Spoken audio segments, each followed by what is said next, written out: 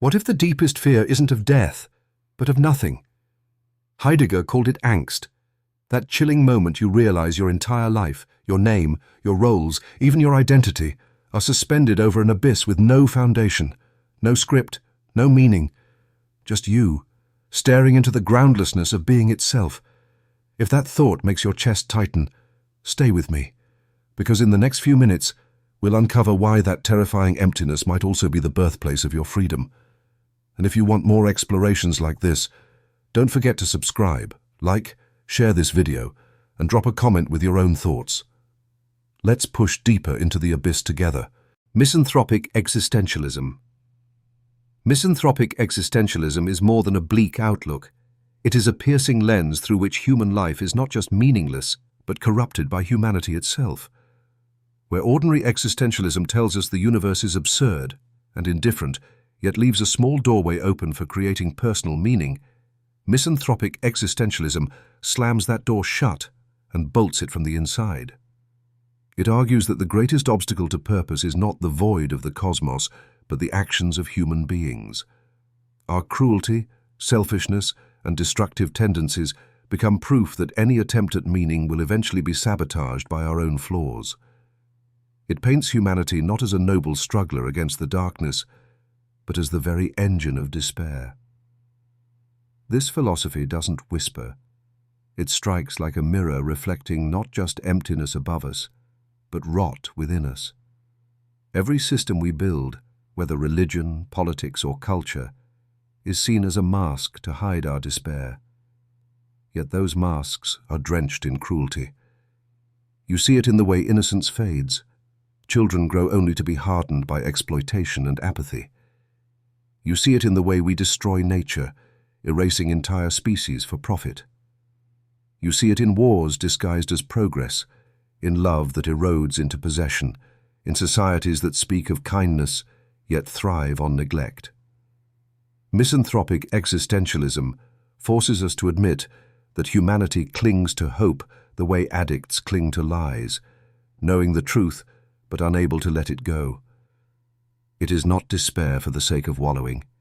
It is grief for what we could have been, fury for what we chose to destroy, and the terrifying suspicion that if there ever was a God, humanity itself may have driven him away. Cosmic nihilism. Cosmic nihilism is not merely the denial of meaning, it is the collapse of reality itself. While traditional nihilism strips away purpose, morality, and divine order, cosmic nihilism goes further by questioning whether reality itself is even real. It suggests that the universe as we perceive it is nothing but a cruel hallucination, a projection with no foundation, no truth, no substance. It is not simply that life has no point, but that the very stage on which life unfolds is a lie. The stars above, the people you love, your own body, everything could be nothing more than phantoms, elaborate shadows flickering across a void. In this worldview, existence is not tragic or absurd. It is fraudulent. To live under cosmic nihilism is to feel the ground dissolve beneath your feet. You realize that not only is there no God, no destiny, no meaning, but also no certainty that the universe itself exists in any real sense. Consciousness becomes a feedback loop without origin. Time feels like an illusion of entropy, and the self is reduced to a linguistic accident. Love, beauty, memory, all of it can be dismissed as electrical noise in a cosmic hallucination. The horror comes not from death, but from the suspicion that there was never life to begin with. You are not lost in the universe. You are lost in nothing pretending to be a universe. This belief annihilates not just hope, but reality itself. It strips every comfort, leaving you with the suffocating suspicion that what you touch, what you feel, and even what you are may have never truly existed. It is the final betrayal. Not only does the cosmos not care, it may never have been there at all. Antinatalist Absurdism. Antinatalist absurdism grows out of the collision between two unbearable truths, the absurdity of life and the weight of suffering. Traditional absurdism, as shaped by Camus, acknowledges that life has no inherent purpose, but it still dares us to resist despair by creating joy, by living passionately in defiance of the void. Antinatalist Absurdism, however, takes a darker turn. It argues that bringing new life into existence is not an act of love or hope, but a moral catastrophe. To be born is to be thrown without choice into a chaotic world marked by suffering, decay, and death. It is not a gift, it is a burden forced upon the innocent. This philosophy mourns existence itself. It sees life not as whimsical, but grotesque, a stage we never auditioned for, yet are forced to perform upon until death closes the curtain. Yes, beauty exists, the laughter of children, the touch of love, the glow of spring. But each moment is fleeting, fragile, and always overshadowed by the certainty of loss. For every instant of joy, there are endless hours of pain, boredom, grief, and fear. Antinatalist absurdism claims that to create a new life is to condemn another being to this inescapable cycle, a betrayal hidden beneath the disguise of parenthood and hope. Unlike the absurdist who tries to embrace life's futility with courage, the antinatalist absurdist sees such courage as denial, a tragic refusal to face the cruelty of reproduction. To bring someone into existence is to sign them up for death, suffering, and the torment of searching for meaning in a universe that offers none. At its heart, this philosophy is not rooted in hatred, but in compassion. It does not despise life, it grieves it. It whispers, "This should not have happened, not to me, not to anyone." Existence itself becomes the cruel joke, suffering the inevitable punchline, and birth the betrayal that ensures the joke is told again and again. Metaphysical Solipsism. Metaphysical Solipsism is one of the most terrifying and isolating philosophies. The conviction that only your mind truly exists. It is not just doubt about others, not just skepticism about the world, but the belief that everything outside your awareness, every face, every voice, every star in the sky, is nothing more than a projection of your own consciousness. The people you talk to, the places you walk through, even the words you are reading now, could all be echoes inside the theatre of your mind. Unlike ordinary doubt, this idea does not simply question reality, it suffocates it. To live inside metaphysical solipsism is to feel an endless loneliness that no companionship can cure, because no other truly exists. Every "I love you," every tear shed in another's arms, every shared laugh becomes nothing more than lines spoken by shadows your mind has invented. Imagine realizing that no one has ever really looked at you, because there is no one there to look. This philosophy turns Descartes' "I think, therefore I am" into something far darker. Only I think, therefore only I am. Everything else becomes scenery, actors without souls, illusions with no depth. And this realization does not inspire power or ego, it brings horror. Because if the world is only a dream, pain remains real, but love does not. Grief lingers, but the person you grieve may never have existed in the first place. The solipsist is not celebrating being the center of existence. They are crushed by it. To believe this is to live in a prison of thought with no exit, a theater with no audience, a prayer with no gods. It is not simple loneliness. It is the death of the very possibility of togetherness. You can scream, but you will never be heard. You can reach, but you will never touch. The haunting question that never leaves you is not, "What if this is true?" but rather, "What if it has always been?" Moral pessimism. Moral pessimism is the grim belief that humanity is not inherently good and may never be capable of sustaining genuine goodness. It does not arise from cynical exaggeration, but from relentless observation. It studies human history, human behavior, and human choices, and concludes that even our noblest acts are often born from self-interest, fear, or the hunger for power. Where optimists see growth and potential, the moral pessimist sees patterns that repeat endlessly, cruelty disguised as justice, control masquerading as love, oppression hidden under the language of order. This philosophy does not argue that all people are evil. That would be too simple. Instead, it whispers something far more unsettling, that our moments of goodness are fragile, temporary, and easily corrupted. The evidence surrounds us. Strip away comfort and civility, and morality bends under the weight of fear and survival. Give power to the insecure, and cruelty follows like shadow to flame. History tells the same story again and again. Wars, genocides, betrayals of the weak by the strong. Yet we continue to tell ourselves that progress is inevitable. Moral pessimism dares to ask, if humanity truly learns from its mistakes, why do the same horrors return in different costumes? We celebrate peace while quietly tolerating inequality. We speak of kindness while walking past suffering. We cling to ideals, but compromise them the moment they become inconvenient. At its core, moral pessimism is not hatred of humanity. It is sorrow. It grieves the enormous gap between what we could be and what we consistently are. It sees the child who learns cruelty before compassion, the lover who harms the one they vowed to protect, the worker crushed beneath systems that claim to serve them. It watches as lies are accepted because truth is too heavy, as apathy triumphs because care demands sacrifice.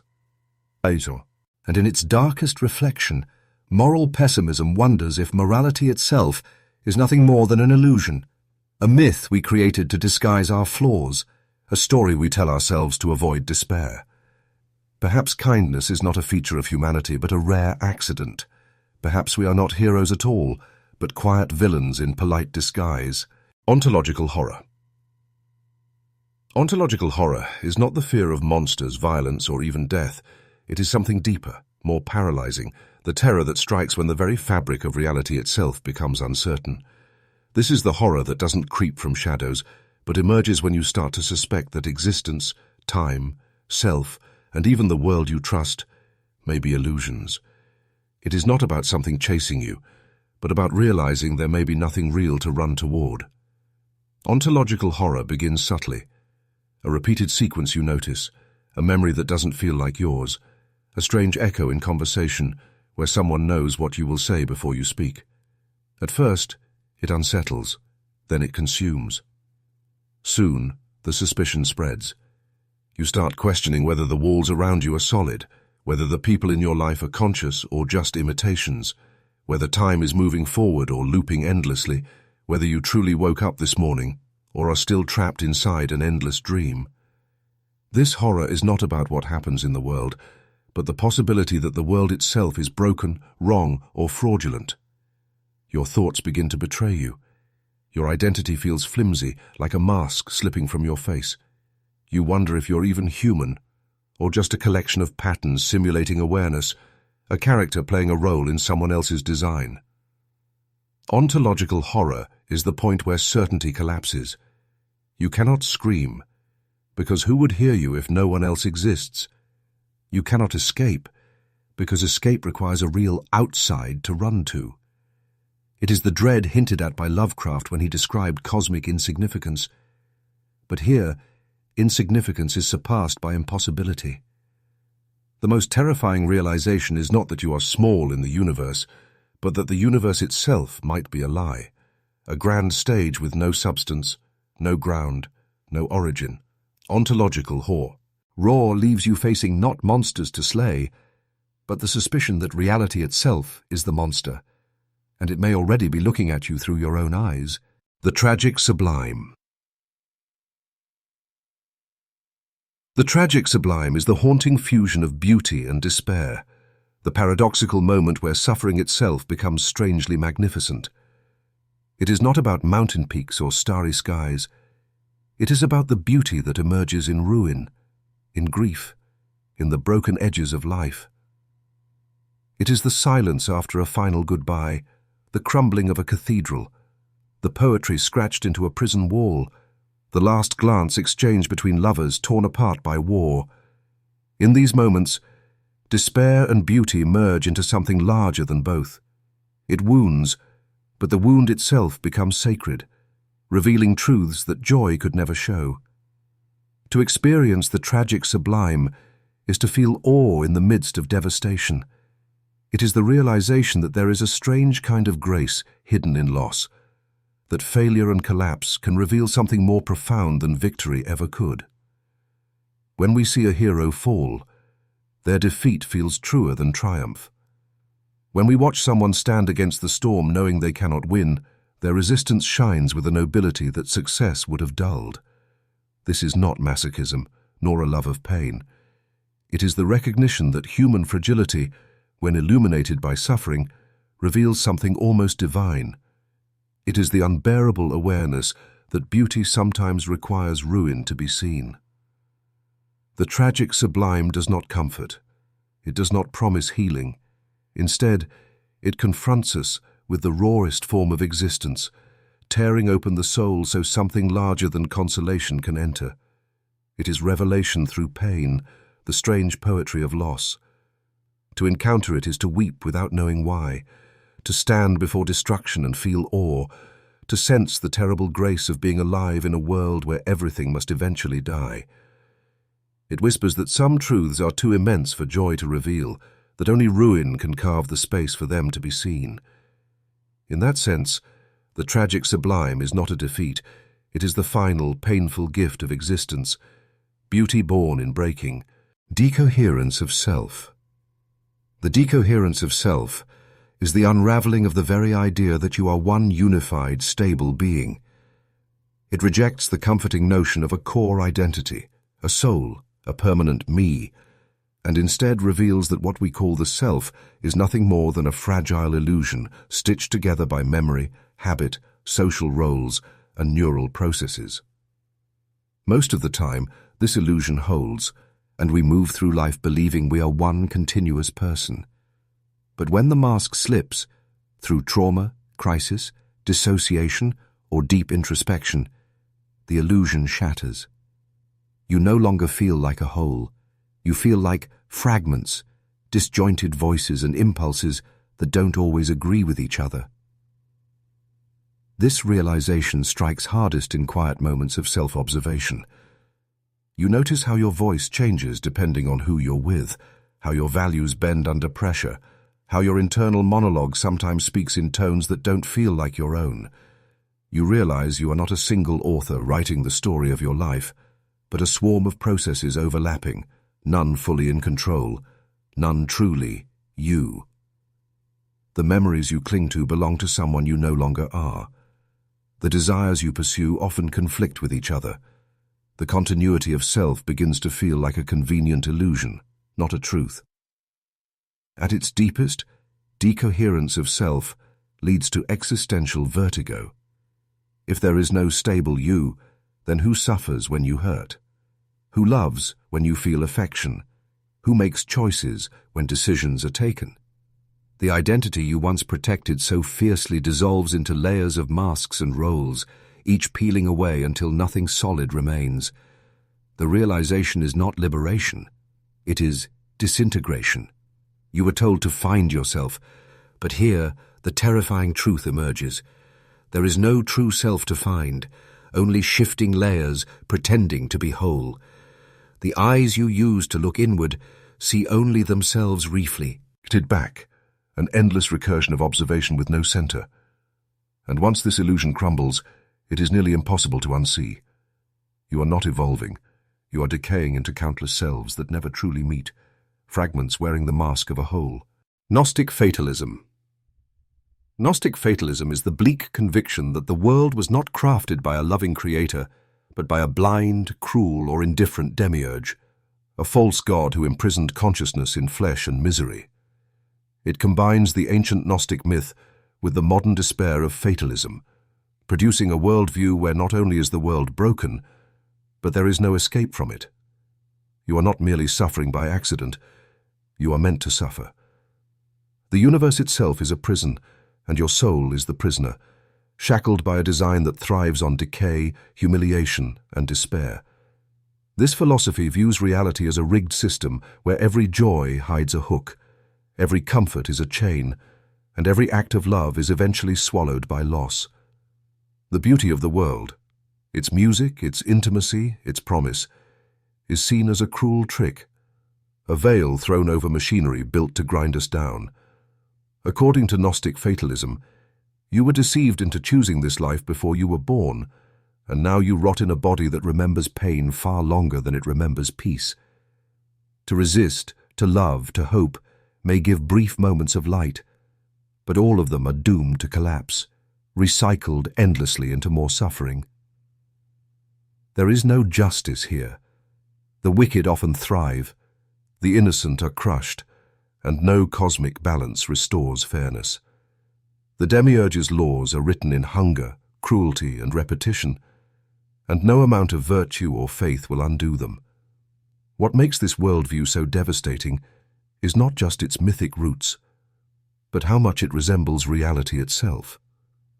Every war that repeats history, every child who suffers hunger, every truth buried under lies, feels like evidence of a system intentionally designed to torment. To believe in Gnostic fatalism is to look at existence not as a mistake, but as a deliberate trap, one from which there is no true release. It is not madness, but a lucid scream. Life is a prison. Suffering is its purpose, and the bars are made of reality itself. Existential Defeatism. Existential defeatism is the heavy conviction that not only is life devoid of inherent meaning, but that every attempt to create meaning is doomed to collapse. Where existentialism urges defiance against the void, telling us to build purpose in the face of nothingness, existential defeatism looks at that rebellion and calls it an illusion. It argues that life is a rigged game. You are expected to play, expected to hope, expected to fight for purpose, but in the end, you lose no matter how sincerely you try. This is not laziness nor a choice to give up. It is the crushing realization that effort itself is futile. The feeling grows slowly, often in the smallest details. You build a dream only to watch it rot. You reach for connection only to feel even more alone. You search for meaning like a starving soul searches for food, and every time you think you've found it, it dissolves like dust in your hands. Over time, you stop believing that this time will be different, because history, both personal and collective, shows otherwise. Even hope becomes exhausting, a cycle of reaching and falling, trying and breaking. Existential defeatism whispers that the fight itself is already lost, and all that's left is the long, quiet waiting. To live under this philosophy is to feel like a ghost in your own life. You continue to breathe, to eat, to move, not out of passion or willpower, but because the body carries on even when the soul has surrendered. Ambition erodes into routine. Love fades into silence. The search for meaning is replaced by the dull endurance of existence. Existential defeatism does not scream loudly. It sits quietly in the background of daily life, settling into the ordinary moments like a shadow. It is the hollow laugh, the empty stare, the way you keep going long after hope has left. It does not promise destruction. It promises persistence, a drawn-out survival in a world where victory is no longer possible. Anthropic Disenchantment. Anthropic disenchantment is the painful realization that the universe is not built for us, does not care about us, and yet relies on our awareness to be noticed at all. It is the moment when consciousness looks out into the vast cosmos and understands not just how small it is, but how irrelevant. The stars burn, whether or not anyone sees them. Galaxies collide without witness. And life, fragile, accidental life, emerges not as a miracle, but as a byproduct of blind indifference. Unlike the loss of faith in myths or childhood beliefs, this disenchantment is far deeper. It is the collapse of meaning itself on a cosmic scale. Science once promised to bring understanding and comfort, but instead it widened the gulf between our hopes and reality. We learned that Earth is not the center, that humanity is not unique, that our minds are not divine, but the product of evolutionary chance. Even time and matter themselves are impermanent. Each discovery stripped away more illusions, and what remains is a chilling silence. Anthropic Disenchantment tells us we are not the crown of creation, but a flicker, here for a moment, gone without notice. The tragedy is not only that the universe is indifferent, but that we are the ones who feel its indifference, carrying the burden of awareness in a cosmos that has no ear to hear our cries. This realization weighs heavily because it confronts us with the gap between what we dreamed we could be and what we truly are. We dream of gods, but destroy each other. We reach for stars, but fail to care for our own children. We long for purpose, but meet only silence. The universe does not reject us. It simply does not notice us. Our presence is brief. Our absence will mean nothing. Anthropic disenchantment is not merely the death of God. It is the death of the idea that there was ever anyone watching. It is the bitter awareness that our meaning exists only in the stories we invent, and that beyond those stories, the cosmos continues endlessly, coldly, without us. Lucid Fatalism. Lucid fatalism is the chilling clarity that comes when you recognize that everything in your life, your choices, your triumphs, your failures, your griefs, was always going to unfold exactly as it did. It is not blind resignation, but conscious surrender. Unlike ordinary fatalism, which passively accepts destiny, lucid fatalism forces you to see every step, every fall, every heartbreak with your eyes wide open. You know the outcome before it arrives, and yet you walk toward it, because there is no other path. Life ceases to feel like an adventure and begins to resemble a script, already written, already rehearsed, with you playing the role of both audience and actor. This philosophy strips away the illusion of control. Every decision begins to feel like theater, every desire like a line already written into the story. You reach for freedom, and your hand closes on smoke. You cry out for change, and the echo that returns was always waiting for you. Even your rebellion feels predicted, folded into the very fate you sought to escape. What terrifies most is not the uncertainty of the future, but its unbearable familiarity. You already know the end, and you cannot change it. You do not stumble blindly into tragedy. You walk toward it fully awake, powerless to step aside. To live under lucid fatalism is to feel a deep intimacy with your own downfall. You see the faces that will leave you, the joys that will fade, the humiliations that will quietly shape your life. You do not fear the unknown. You fear how known it all feels, and in this recognition, hope dies, not violently, but quietly, like a candle running out of wax. Yet the cruelest truth is that you continue, because continuation is itself written. You love knowing you will lose.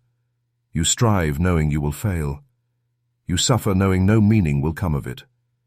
Lucid fatalism does not ask for your consent. It drags you forward with unflinching precision, forcing you to endure a fate you already see coming, but can never avoid. Cognitive cataclysm. Cognitive cataclysm is the collapse of the mind under the unbearable weight of its own awareness. It is not simple confusion or madness. It is the terrifying clarity that emerges when thought turns inward too far, peeling back its own layers until there is nothing left to hold on to. Normally, the mind feels like a safe place, a structure built on reason and memory. But in a cognitive cataclysm, that structure begins to crack. Your memories become unreliable. Your beliefs contradict themselves. Your very sense of reality begins to vibrate like it's waiting to shatter. Instead of being a sanctuary, the mind reveals itself as a fragile labyrinth built on contradictions and illusions. The descent begins subtly. You notice that your memories shift each time you recall them. You realize that your desires conflict with your values. You see that your logic betrays your emotions, and your emotions betray your logic. At first, these are small cracks, but soon they spread like fractures through glass. You start doubting not only the world, but your own thoughts about it. And then comes the true collapse, when even doubt itself becomes suspicious, when you can no longer trust the very process of thinking. You feel trapped in a hall of mirrors where every reflection argues with the next, where no single version of you feels real. The horror of cognitive cataclysm is not that nothing is true, but that everything might be. Reality stops feeling solid and instead becomes a shifting ocean of perceptions, each one cancelling the other out. Truth fragments into noise, language feels like dead code, and your thoughts stop describing reality and begin generating it. You start to wonder if the act of understanding has gone too far, as though the mind has opened a door it was never meant to open. It is not confusion. It is hyper-awareness. You see too much. You notice too mute. Care until the scaffolding of sanity buckles beneath the weight. In the end, cognitive cataclysm is not a loss of intelligence, but a drowning in it. The realization that the mind's hunger to understand can eat itself alive. Quietest Despair. Quietest despair is not the loud, screaming agony of breakdowns or the violent collapse of will. It is the kind of despair that settles into silence, the kind that does not need to announce itself because it lingers quietly in every breath, every gesture, every unfinished sentence. It does not come with tears, but with emptiness. It does not shatter windows, but dims the light in your eyes. To the outside world, you may look calm, composed, even functional. Inside, however, everything is hollowed out. Quietest despair is the ghost of meaning leaving slowly, so slowly that no one notices. Sometimes, not even you, until you realize you are only existing, not living. This despair is subtle, but suffocating. It takes the shape of daily routines that feel weightless, conversations that no longer connect, pleasures that taste like dust. You laugh because you are supposed to, not because joy stirs within you. You love because you remember how it once felt, but not because it moves you anymore. Nothing is wrong, yet everything feels wrong. You are not destroyed. You are emptied. The world continues to move, but you no longer move with it. Your dreams remain where you left them, but your will to reach for them quietly fades. The cruelest part of quietest despair is its invisibility. Loud pain is seen, heard, and sometimes comforted. But this despair hides behind normalcy, making it harder for others to recognize, harder for you to justify. You keep telling yourself you are fine, because technically nothing is broken, and yet deep down you know everything has dimmed. Quietest despair does not demand release, it demands endurance. And so, life becomes a long, muted performance where you keep walking, keep breathing, keep showing up, while the truth remains silent within, that the fire has gone out and the world has turned to grey. Alienation Realism. Alienation Realism is the unflinching acceptance that separation between self and world, self and others, even self and self, is not an accident of life, but its very essence. Where some philosophies search for belonging or harmony, Alienation Realism insists that estrangement is the natural state of being. We are born severed, into bodies that cannot fully express what the mind feels, into societies that never truly understand us, into relationships where closeness is always limited by invisible walls. To live is to remain fundamentally misunderstood, even by those who love us, even by ourselves. This perspective does not sugarcoat the distance. It does not pretend that human connection can fully bridge it, or that identity can ever feel whole. Instead, it lays bare the fractures we carry, the loneliness in a crowded room, the isolation inside intimacy, the dissonance between who we are and who we appear to be. Alienation. Realism shows us that belonging is always partial, always incomplete. We adapt, we play roles, we mirror others, but beneath it all remains the quiet ache of separation, a reminder that no matter how close we come, there is always something untranslatable between us. The tragedy of alienation realism is that it dismantles the illusions we use to cope. It reminds us that language, though powerful, never captures the entirety of what we feel. It shows us that community, though comforting, can never erase our solitude. It reveals that even when we hold someone's hand, we are still trapped inside our own consciousness, unable to cross fully into theirs. Yet, in its harsh honesty, there is also clarity. Alienation. Realism forces us to see life without masks, to acknowledge the fractures rather than deny them. The world may never grant us true belonging, but perhaps truth lies not in escape, but in facing alienation as the most authentic condition of being. Void mysticism. Void mysticism is the paradoxical pursuit of finding the sacred within nothingness. Unlike traditional mysticism, which seeks communion with divinity, transcendence, or eternal light, void mysticism peers into the abyss and treats the absence itself as holy. It is the worship of silence, the reverence of emptiness, the awe of a universe that offers no answers. To the void mystic, nothingness is not a failure of existence, it is existence in its truest form. The absence of meaning becomes its own strange kind of meaning, not by providing hope, but by stripping away every illusion we once clung to. At its core, void mysticism is a spiritual surrender to the emptiness we fear. Instead of resisting despair, it kneels before it, not as defeat, but as revelation.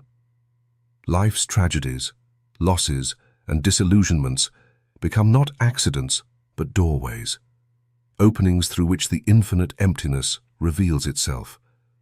Where others pray to gods for salvation, the void mystic prays to nothing, and in that prayer finds something purer than false promises, the clarity of unadorned truth. This is not optimism disguised as spirituality. It is the radical acceptance that emptiness itself is the only constant, and perhaps the only sacred. The experience of void mysticism is haunting yet strangely calming. Imagine staring into a black sky where no stars remain, and instead of terror, you feel awe. Imagine releasing every hope, every dream, every need for explanation, and in that release, discovering peace. By making a home in the void, the mystic does not escape despair, but transforms it, turning emptiness into a cathedral without walls. In the silence of the abyss, the self dissolves, illusions fall away, and what remains is not despair but stillness, an unshakable intimacy with nothingness itself. Post-existential negativity. Post-existential negativity emerges after the collapse of traditional existential thought, when even the defiance once celebrated by Camus and Sartre feels hollow. Existentialism told us that though life has no inherent meaning, we could rebel by creating our own. Post-existential negativity arrives to whisper, even that rebellion is an illusion, a distraction dressed up as courage. It is the philosophical exhaustion that comes after fighting against meaninglessness for too long, when you realize that every purpose you invent eventually dissolves under the weight of impermanence. This perspective doesn't simply say that existence is meaningless, it says that even our attempts to respond to meaninglessness are futile. Careers, relationships, art, resistance, rebellion, all the projects that existentialism encouraged as acts of freedom are seen here as temporary gestures against an eternal void. What is the point of creating meaning if it is only destined to collapse? Why fight the absurd when the fight itself becomes another absurdity? Post-existential negativity sees in our rebellion not strength, but denial. It strips away the last comforting veil of existentialism, the idea that resistance can be noble. To live in this philosophy is to feel as though every human effort is a hollow echo. Hope is no longer possible, not because we cannot dream, but because we can see too clearly that dreams do not endure. Even the impulse to fight back against despair becomes predictable, repetitive, and meaningless in itself. Post-existential negativity is the collapse that happens after defiance, the silence that follows the scream, the moment when even rebellion against the void begins to feel like part of the void. It is the awareness that the struggle itself has always been lost, not at the end, but from the beginning. Epistemic Neglect. Epistemic neglect is the recognition that, despite all our advancements in knowledge, we remain willfully blind to the most essential truths of existence. It is not ignorance in the ordinary sense. It is the quiet refusal to look too closely at the questions that would unravel us. Humanity builds libraries, sciences, religions, and philosophies, yet avoids the unbearable core. That we do not truly know why we are here, what we are, or whether reality itself has any foundation. Knowledge grows like a towering structure, but its base rests on unanswered questions we collectively choose to neglect. This philosophy exposes how much of human life is shaped not by what we know, but by what we avoid knowing. We distract ourselves with progress, entertainment, ideology, and ritual, because staring directly at the raw uncertainty of existence is paralyzing. We claim to value truth, yet build systems of comfort designed to shield us from it.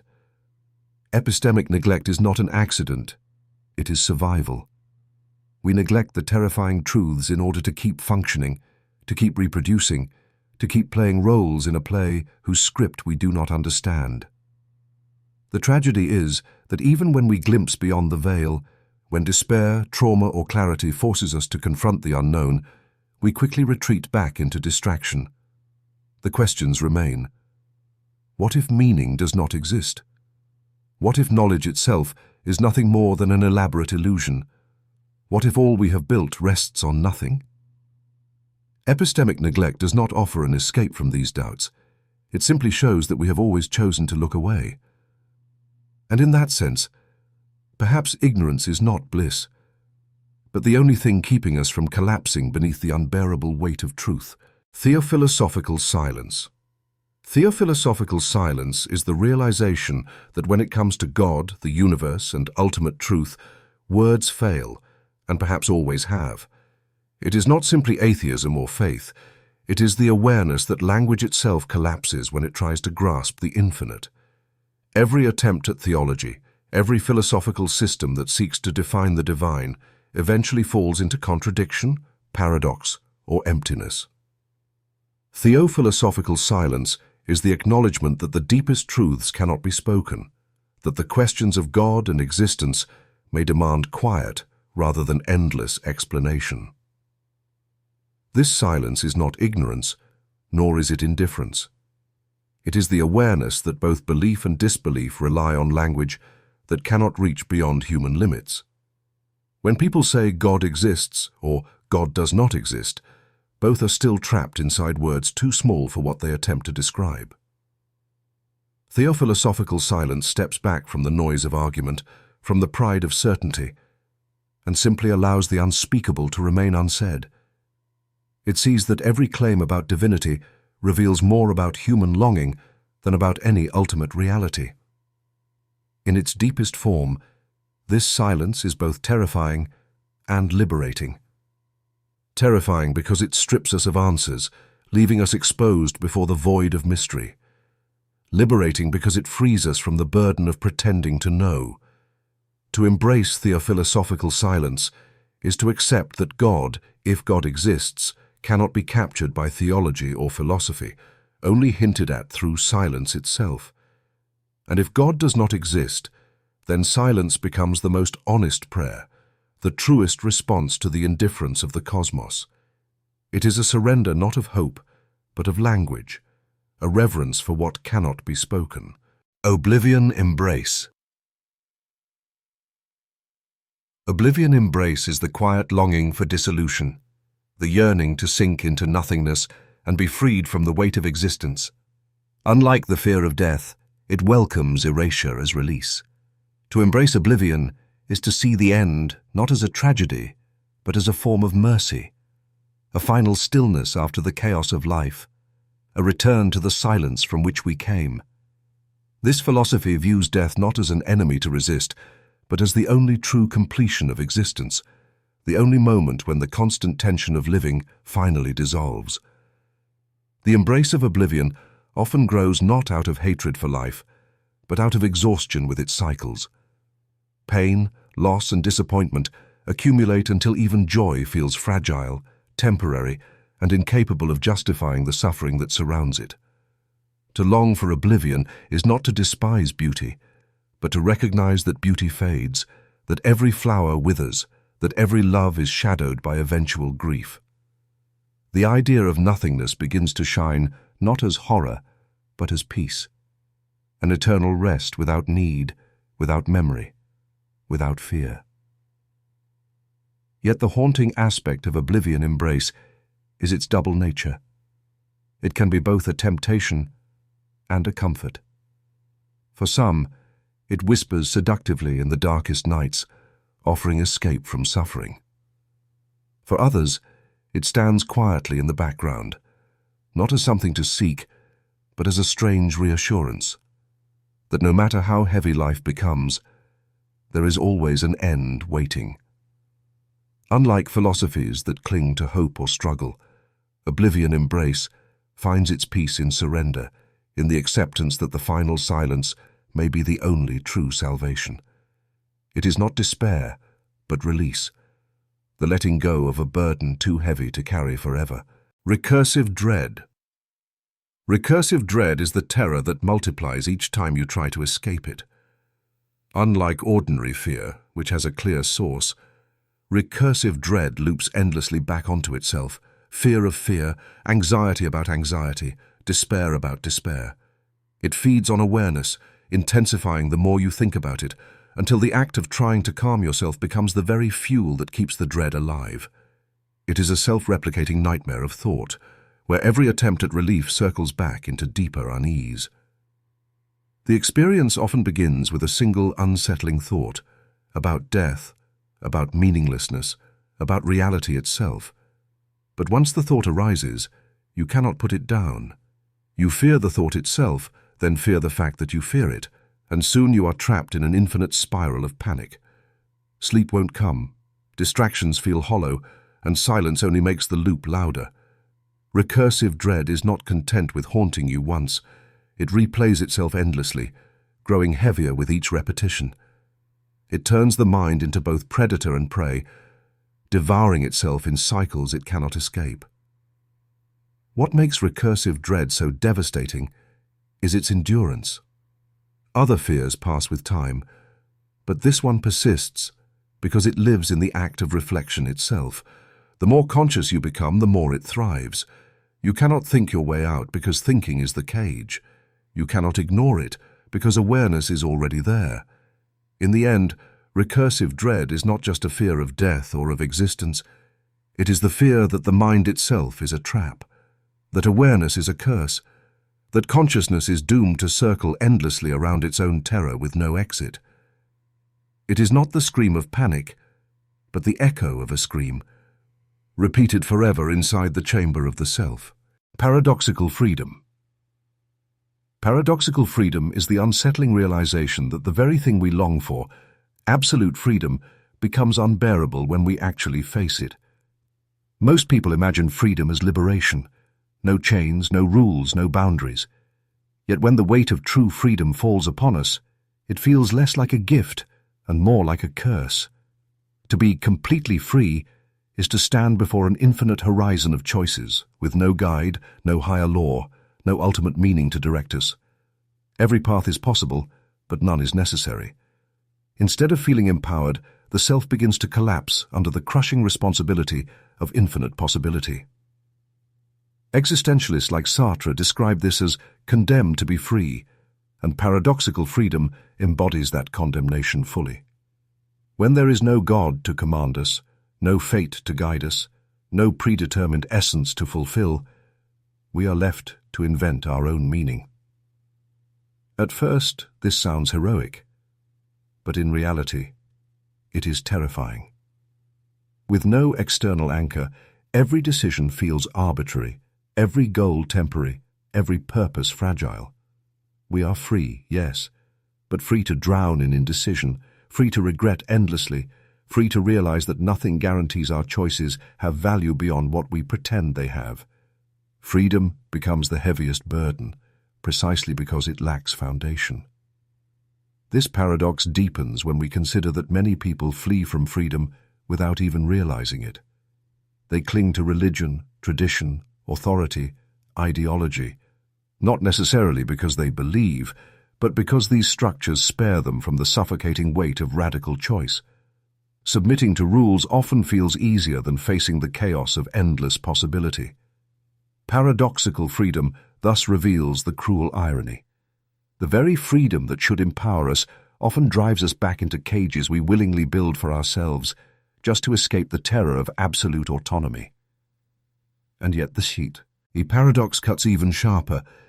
Even when we recognize this trap, we cannot escape it. To refuse freedom is itself a choice, another exercise of freedom. To obey blindly, to surrender, to conform, all of these are still acts of freedom, and thus carry the same crushing responsibility. There is no escape from the burden. You can choose everything, but you cannot choose not to choose. Even inaction is a decision, even silence is a declaration, even submission is an exercise of freedom. This is why it feels like a curse. No matter what you do, you are guilty of freedom. Paradoxical freedom, then, is not liberation, but torment. It is the prison of endless possibility, the weight of knowing that life demands meaning while refusing to provide any. Every step forward is a choice you cannot undo, every moment a reminder that you alone must invent purpose where none exists. To be free is to stand on the edge of a vast void, knowing you must leap, but also knowing that no ground waits on the other side. Negative theology. Negative theology is the philosophy that the divine, or ultimate reality, can only be understood through what it is not, never through what it is. Instead of claiming God is love, or God is infinite, negative theology strips away every definition, every image, every attribute. It says, whatever you think God is, it is not that. Every description diminishes, every word limits, every concept imprisons the incomprehensible in human language, too fragile to hold it. The divine becomes a silence beyond speech, a mystery beyond thought, a presence defined entirely by absence. This approach is not about atheism or denial. It is about humility. To name God is to pretend to understand. To describe God is to reduce the infinite to the finite. Negative theology insists that the only way to approach truth is by unbuilding, by negating, by peeling away illusions. It demands that we give up not just false idols of wood and stone, but also the idols of words, doctrines, and philosophies. It reveals that even the highest concepts, goodness, power, eternity, are human shadows, not divine realities. Thus, God, if there is one, can only be approached through silence, unknowing, and surrender. But this path is not peaceful. It produces a unique kind of dread because it leaves you with nothing to hold on to. Faith no longer comforts. It becomes a trembling before the unknowable. Prayer no longer feels like conversation, but like speaking into an infinite void, unsure if anything listens, or if listening even applies. To embrace negative theology is to strip away every certainty until all that remains is a vast, unnameable mystery. Some find this beautiful, others unbearable, but in either case it destroys the comforting illusion that the divine is understandable. The paradox, of course, is that even negative theology requires language to say that language fails. It must words to explain why words are inadequate. It must think to describe why thought cannot reach the truth. In this way, negative theology becomes both profound and frustrating, a philosophy built on dismantling itself. Yet perhaps that is the point, to leave us not with answers, but with silence deep enough to hear what cannot be spoken. Radical otherness.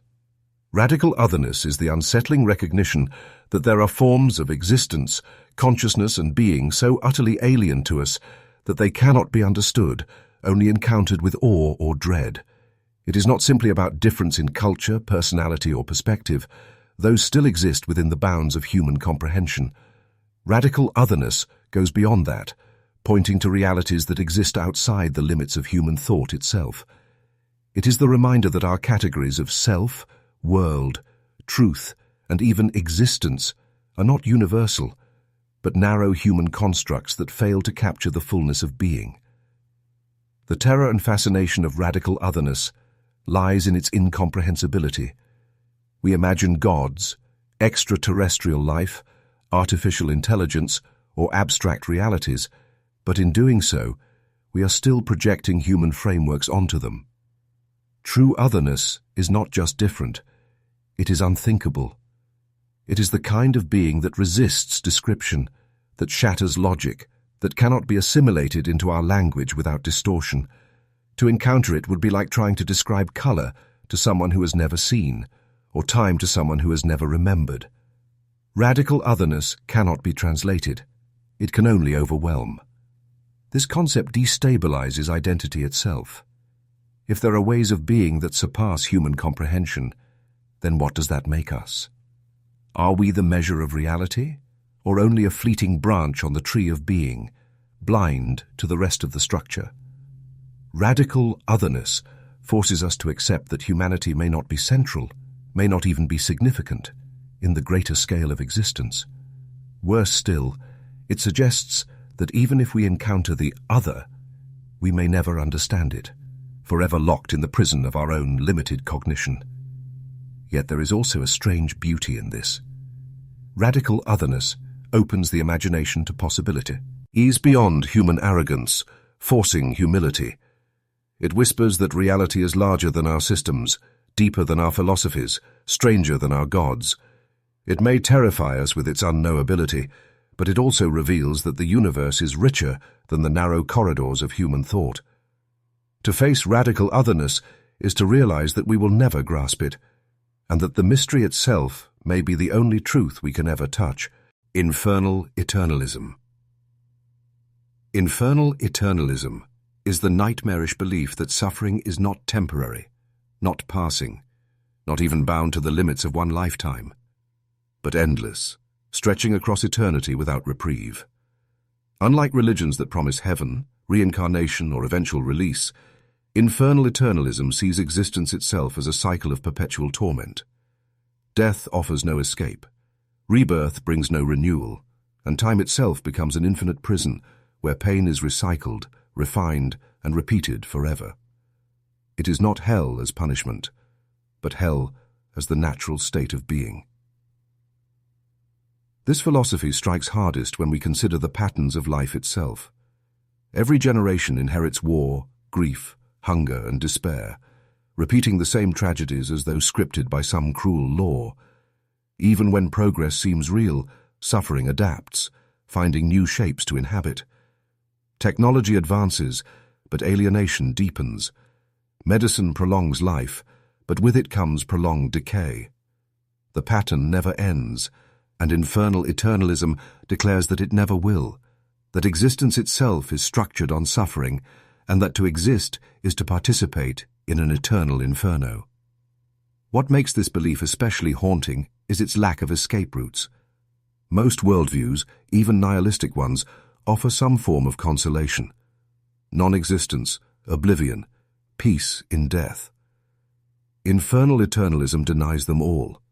Death is not a door, but a revolving wheel. Consciousness does not dissolve. It is recycled into fresh forms of torment. Even the idea of hope becomes cruel, because every glimpse of beauty or love is destined to be consumed, leaving only ashes to be repeated endlessly. It is not simply pessimism, it is the conviction that the very fabric of reality is made of fire. And yet within this horror lies a terrible clarity. If Infernal Eternalism is true, then comfort and illusions no longer matter.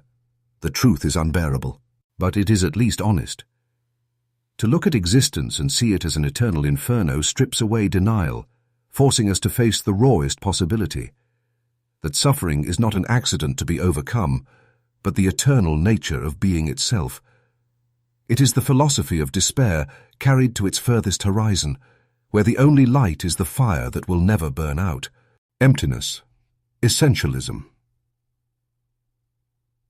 Emptiness Essentialism is the conviction that at the core of all things, whether matter, thought, or self, there is nothing. not nothing as a void to be filled, but nothing as the very essence of being. Where traditional philosophies sought to uncover foundations, truth, substance, soul, emptiness, essentialism declares that these foundations were never there to begin with. Beneath our identities, our desires, our beliefs, and even the universe itself, lies not solidity, but absence. Everything that seems firm is only a temporary appearance, resting on a hollow center. This view is not merely nihilistic, but ontological. It is not just that meaning is absent, but that the very fabric of existence is absence. The self that feels continuous is only a stream of shifting perceptions. The world that appears solid is only particles vanishing as quickly as they appear. Even time itself, which we cling to as the measure of change, dissolves into moments without substance. Emptiness. Essentialism does not simply say life lacks meaning, it says life itself is meaninglessness, built from the fragile illusion of something where there is nothing. The psychological impact of this philosophy is devastating. If emptiness is the essence of reality, then every attempt to build permanence, love, purpose, memory, legacy, is ultimately futile. What we build rests on air. What we hold eventually slips through our fingers, and what we are dissolves the moment we try to grasp it. At first, this realization feels like collapse, a stripping away of everything we believed made existence bearable. But beneath the collapse is a deeper truth, that clinging to permanence was always the illusion. And yet, some find a strange liberation in emptiness essentialism. If everything is built on nothing, then perhaps nothing is what frees us. No burden is permanent, no suffering eternal, no failure final. The same emptiness that erases meaning also erases its weight. To see emptiness as essence is to confront despair directly, but also to discover that despair itself cannot last, for it too is empty. Still, the lesson remains haunting. What we are, and all we love, is not built on solid ground, but on the fragile shimmer of a void that was always waiting beneath. Suicidal Transcendence. Suicidal transcendence is the philosophy that death is not simply an escape from suffering, but the only possible way to transcend the prison of existence itself. Unlike ordinary suicidal thought, which often arises from despair or unbearable pain, suicidal transcendence frames death as a kind of ultimate liberation, a doorway into freedom that life itself can never provide. It views the act of ending one's own existence not as defeat, but as the only successful rebellion against the tyranny of being. At its core, this perspective arises from the recognition that life offers no true resolution. Struggle continues endlessly, meaning never solidifies, joy is always temporary, and suffering always returns. Even philosophies that encourage endurance, Stoicism, existentialism, spiritual traditions, still demand that we stay within the cage of existence, trying to make peace with bars that will never bend. Suicidal transcendence rejects this compromise entirely. It argues that the only way to win against existence is not to play. The only true act of freedom is to step outside of life altogether. But the philosophy is darker still, because it treats this decision not only as escape, but as elevation. In choosing death, one refuses the cycles of disappointment, the endless repetitions of despair, the false promises of meaning. Death becomes not annihilation, but a transcendence beyond the cruel stage of existence. In this framing, suicide is not destruction, but transformation, the refusal to let the machinery of life continue grinding one's soul into exhaustion.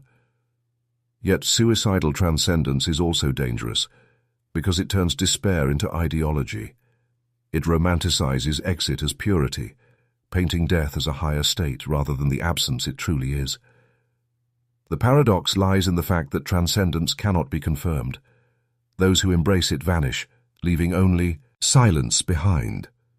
It offers the most radical promise, freedom from existence itself, but one that can never be spoken of by those who achieve it.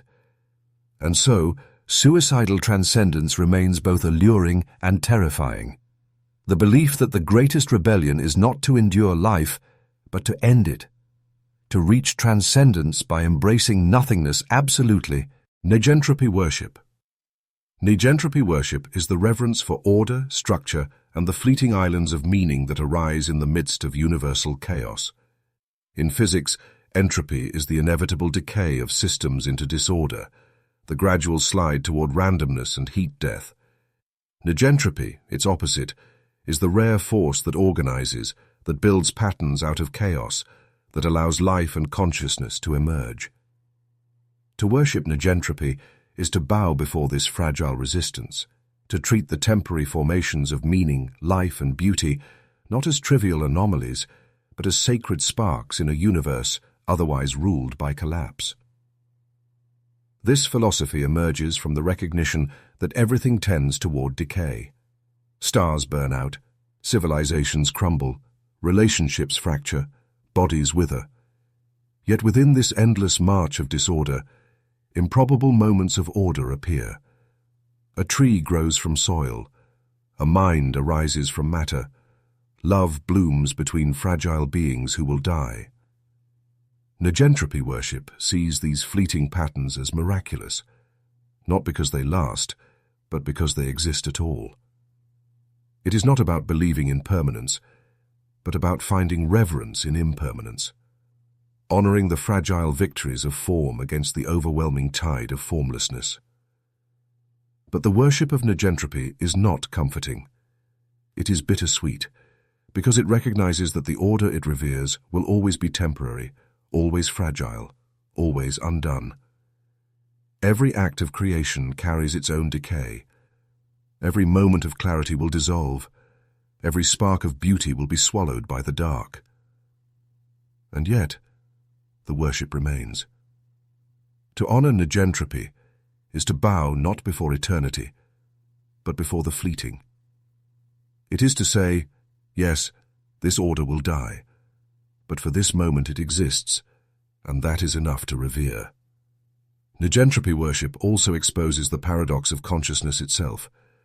The very mind that contemplates the universe is an AC, A of negentropy, a fragile flame of order burning briefly in infinite night.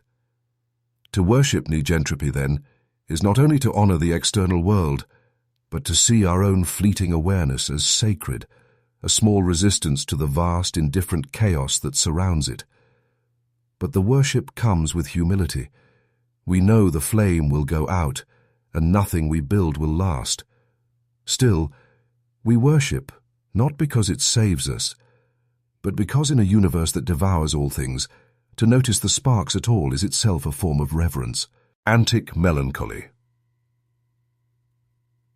Antic melancholy is the strange condition of masking despair with laughter, of turning sorrow into performance, of hiding emptiness beneath a painted smile. Unlike ordinary melancholy, which sinks into silence and heaviness, antic melancholy dances, jokes, and entertains while quietly bleeding inside. It is the tragedy of the clown, the irony of joy as disguise, the cruel comedy of suffering that refuses to show itself except through laughter. Beneath the humor lies a deep wound, one that cannot be spoken directly, so it emerges sideways, in irony, satire, or play. This philosophy reveals the paradox of human resilience. When the weight of despair grows too heavy to bear, the mind sometimes chooses to invert it, to wear it as costume rather than collapse beneath it. The result is laughter that feels hollow even as it rings out, smiles that comfort others while concealing the truth, gestures of joy that secretly serve as cries for help. Antic melancholy is not just sadness disguised, it is sadness transformed into performance, a way of surviving despair by making it entertaining, even beautiful, to those who cannot see its true source. The cruelty of antic melancholy is that it isolates. Others laugh, but they do not understand. They see the mask, not the wound. The one who suffers becomes trapped inside the performance, afraid to remove it, because the world only loves the mask. and so the cycle continues. The more despair grows, the more desperately it is hidden beneath comedy, until the performance becomes indistinguishable from the person. What was once a shield becomes a prison. Yet there is also something deeply human in this paradox. Antic Melancholy is a reminder that despair is not always silent, that sometimes sorrow expresses itself not in tears, but in laughter, too loud, too exaggerated, too desperate to be genuine. It is both tragic and defiant. Tragic because the pain remains unseen, defiant because it refuses to let despair appear naked. In the end, Antic Melancholy is the smile that trembles, the joke that cries, the laughter that echoes not joy but survival. Anti-phenomenology. Anti-phenomenology is the rejection of experience as a reliable foundation for truth. Traditional phenomenology seeks to understand reality by examining consciousness and lived experience, treating subjective perception as the gateway to meaning. Anti-phenomenology, however, insists that experience itself is a trap, distorted, unstable, and fundamentally deceptive. What we perceive is not the world as it is, but the world as filtered through flawed senses, shifting moods, and fragile interpretations. To build truth from experience is to build a house on sand. This philosophy cuts deeper than simple skepticism. It does not merely question whether our perceptions are accurate, it questions whether they matter at all. Every sensation, thought, and feeling is shaped by a body destined to decay and a mind riddled with bias. We live in interpretations, not realities, and those interpretations shift from moment to moment. Anti-phenomenology therefore exposes experience as not a bridge to reality, but a veil that hides it. The self who claims, "I know because I have experienced," is already trapped in illusion, unable to step outside its own distortions. The consequence of this rejection is a kind of existential dislocation. If we cannot trust experience, then what anchors us? If every memory is unstable, every perception incomplete, every feeling unreliable, then our very sense of self collapses with it. Anti-phenomenology leaves us floating in a void where no experience can be trusted to reveal truth. What we see is not what is, what we feel is not what matters, and what we think we know is already a distortion. And yet, there is a strange purity in this perspective. By stripping experience of its authority, anti-phenomenology forces us to confront the raw possibility that reality exists beyond our grasp entirely. It humbles us, reminding us that no matter how deeply we analyze perception, we remain locked within it. Perhaps the ultimate truth is not to be found in experience, but in recognizing its limitations. In this way, anti-phenomenology becomes both a collapse and a liberation. The collapse of trust in consciousness, and the liberation from the illusion that consciousness was ever enough to hold reality. Thanontology. Thanontology is the philosophy that places death not as an endpoint to life, but as its central principle and ultimate truth. It does not study death as a biological event or a cultural ritual, but as the fundamental horizon against which all existence unfolds. In this view, to understand life at all, one must first understand that it is structured entirely around death, that every moment of living is already a movement toward dying, and that mortality is not an accident, but the very essence of being.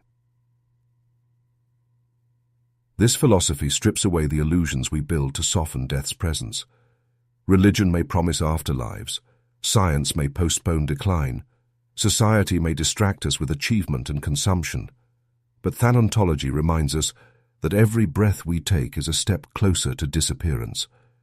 Birth is not a beginning, but the initiation of decay. Growth is merely the process of approaching dissolution. To live, in this frame, is not to advance toward fulfillment, but to advance toward nothingness. What makes thanontology particularly haunting is its refusal to treat death as something separate from life. Death is not waiting at the end of a timeline. It is present in every heartbeat, every cellular breakdown, every forgotten memory. It whispers in the background of joy, shadows every love, and hangs over every ambition. We may ignore it, but it never ignores us. Thanatology unmasks this constant presence, forcing us to see that death is not the enemy of life, but its very structure, the silent law that shapes everything we do. Yet within this darkness lies a strange kind of clarity. If death is the essence of being, then perhaps the illusions we chase, immortality, permanence, legacy, were never real to begin with. Thanatology does not console us with hope, but challenges us with truth, that life's beauty, if it has any, comes not from its permanence, but from its fragility. To live fully is to live knowingly under the shadow of death, to embrace the fact that we are temporary sparks flaring briefly before fading into silence. It is not comfort, but it is honesty. And in that honesty, perhaps, there is a dignity that denial can never give. Infinite regression of suffering. Infinite regression of suffering is the bleak recognition that pain is not only inevitable but recursive, built upon itself in endless layers, each one giving rise to another. It is not merely that suffering exists, it is that every attempt to understand, escape, or resolve suffering produces new forms of it. You suffer from pain, then you suffer from the awareness of your pain, then from the meaninglessness of that pain, then from the inability to escape it. Each layer spawns another, spiraling into infinity. This philosophy reveals the cruelty of consciousness itself. Animals may feel pain, but humans feel pain about their pain. We reflect, remember, anticipate, regret. We suffer not only in the moment, but across time, dragging the past behind us and fearing the future ahead of us. Even our attempts at comfort, hope, faith, love, carry their own hidden grief, for all of them are fragile, all destined to break. In this way, suffering becomes not an event, but a structure, every layer concealing yet another beneath it, with no final foundation to rest upon.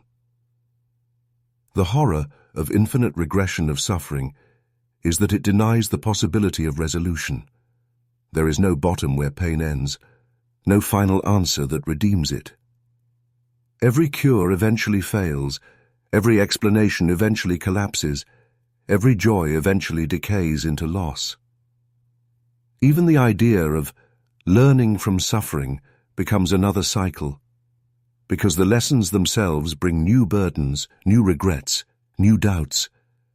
The more you try to climb out, the more you discover new levels of descent. And yet, there is also a bleak clarity here. If suffering is infinite in its regressions, then perhaps its weight is not personal failure, but structural truth. The despair we feel is not a sign of weakness, but a reflection of existence itself. To see this is devastating, but also strangely freeing. It shows that there is no final cure to chase, no ultimate escape to wait for. There is only the acceptance that suffering is endless, recursive and intrinsic to being. It does not end, it only changes form, and perhaps the only clarity left to us is to endure its endless regress without pretending it can ever be undone. Aesthetic of suffering.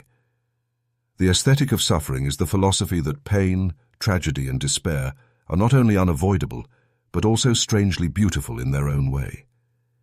It is the recognition that suffering shapes art, poetry, music, and even our deepest human connections more profoundly than joy ever could. Where happiness tends to pass quietly, suffering leaves scars, and in those scars we find stories, meaning and beauty that would never have existed otherwise. The aesthetic of suffering does not glorify pain, but it acknowledges that human creativity and depth are often born from it. From ancient tragedies to modern novels, from dirges to love songs, suffering has always been the raw material of art. It strips away illusions, exposing the naked truth of existence in a way joy rarely does. In heartbreak, in grief, in despair, we see the fragility of life and the intensity of human longing. A poem written in sorrow feels truer than one written in bliss. A painting born of torment resonates deeper than one painted in comfort. The aesthetic of suffering insists that there is something profoundly moving about the ways pain carves meaning into existence. But this philosophy is not simply about art. It extends to life itself. Suffering gives us depth, forcing us to confront realities we would otherwise avoid. It creates empathy, connection, and awareness. The person who has known grief often sees the world differently. Colors appear sharper, silence is heavier, every fleeting moment more precious. There is beauty in that sharpened awareness, a kind of grace born only from brokenness. In this sense, suffering becomes not just tragedy, but transformation, shaping our perception of existence into something both painful and profound. Yet the aesthetic of suffering is also dangerous, because it risks romanticizing despair. To call pain beautiful does not make it desirable, and to admire its effects does not erase its cruelty. Suffering remains brutal, devastating, and unwanted. But within its wreckage, humans have always found ways to weave meaning, to create, to endure. The aesthetic of suffering does not deny the horror. It insists that even in horror there is form, there is resonance, there is something that moves us deeply.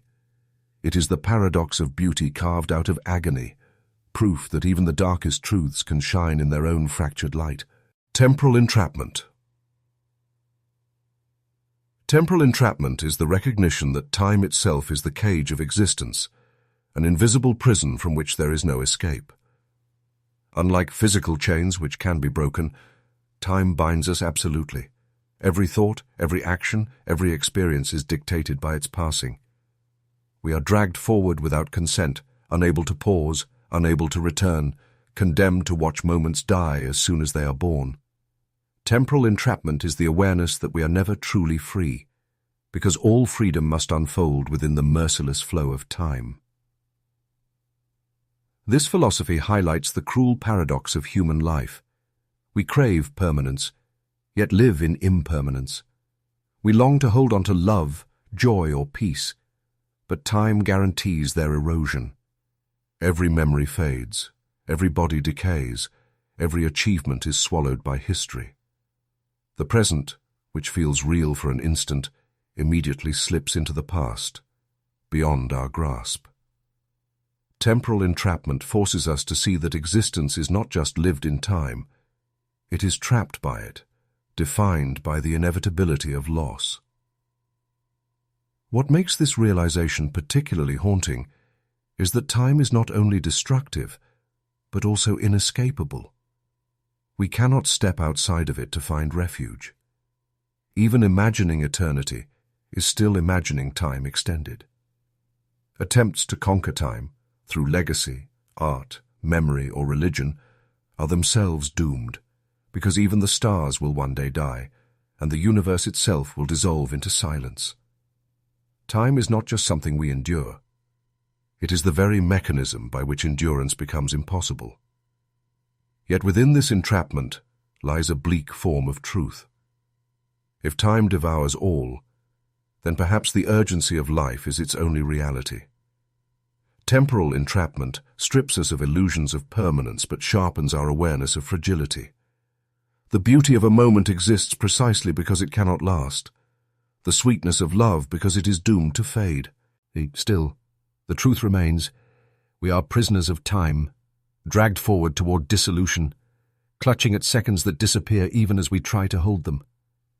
There is no escape, only awareness of the bars that were always there. Existence as error. Existence as error is the grim philosophy that life itself is not merely meaningless, but a fundamental mistake.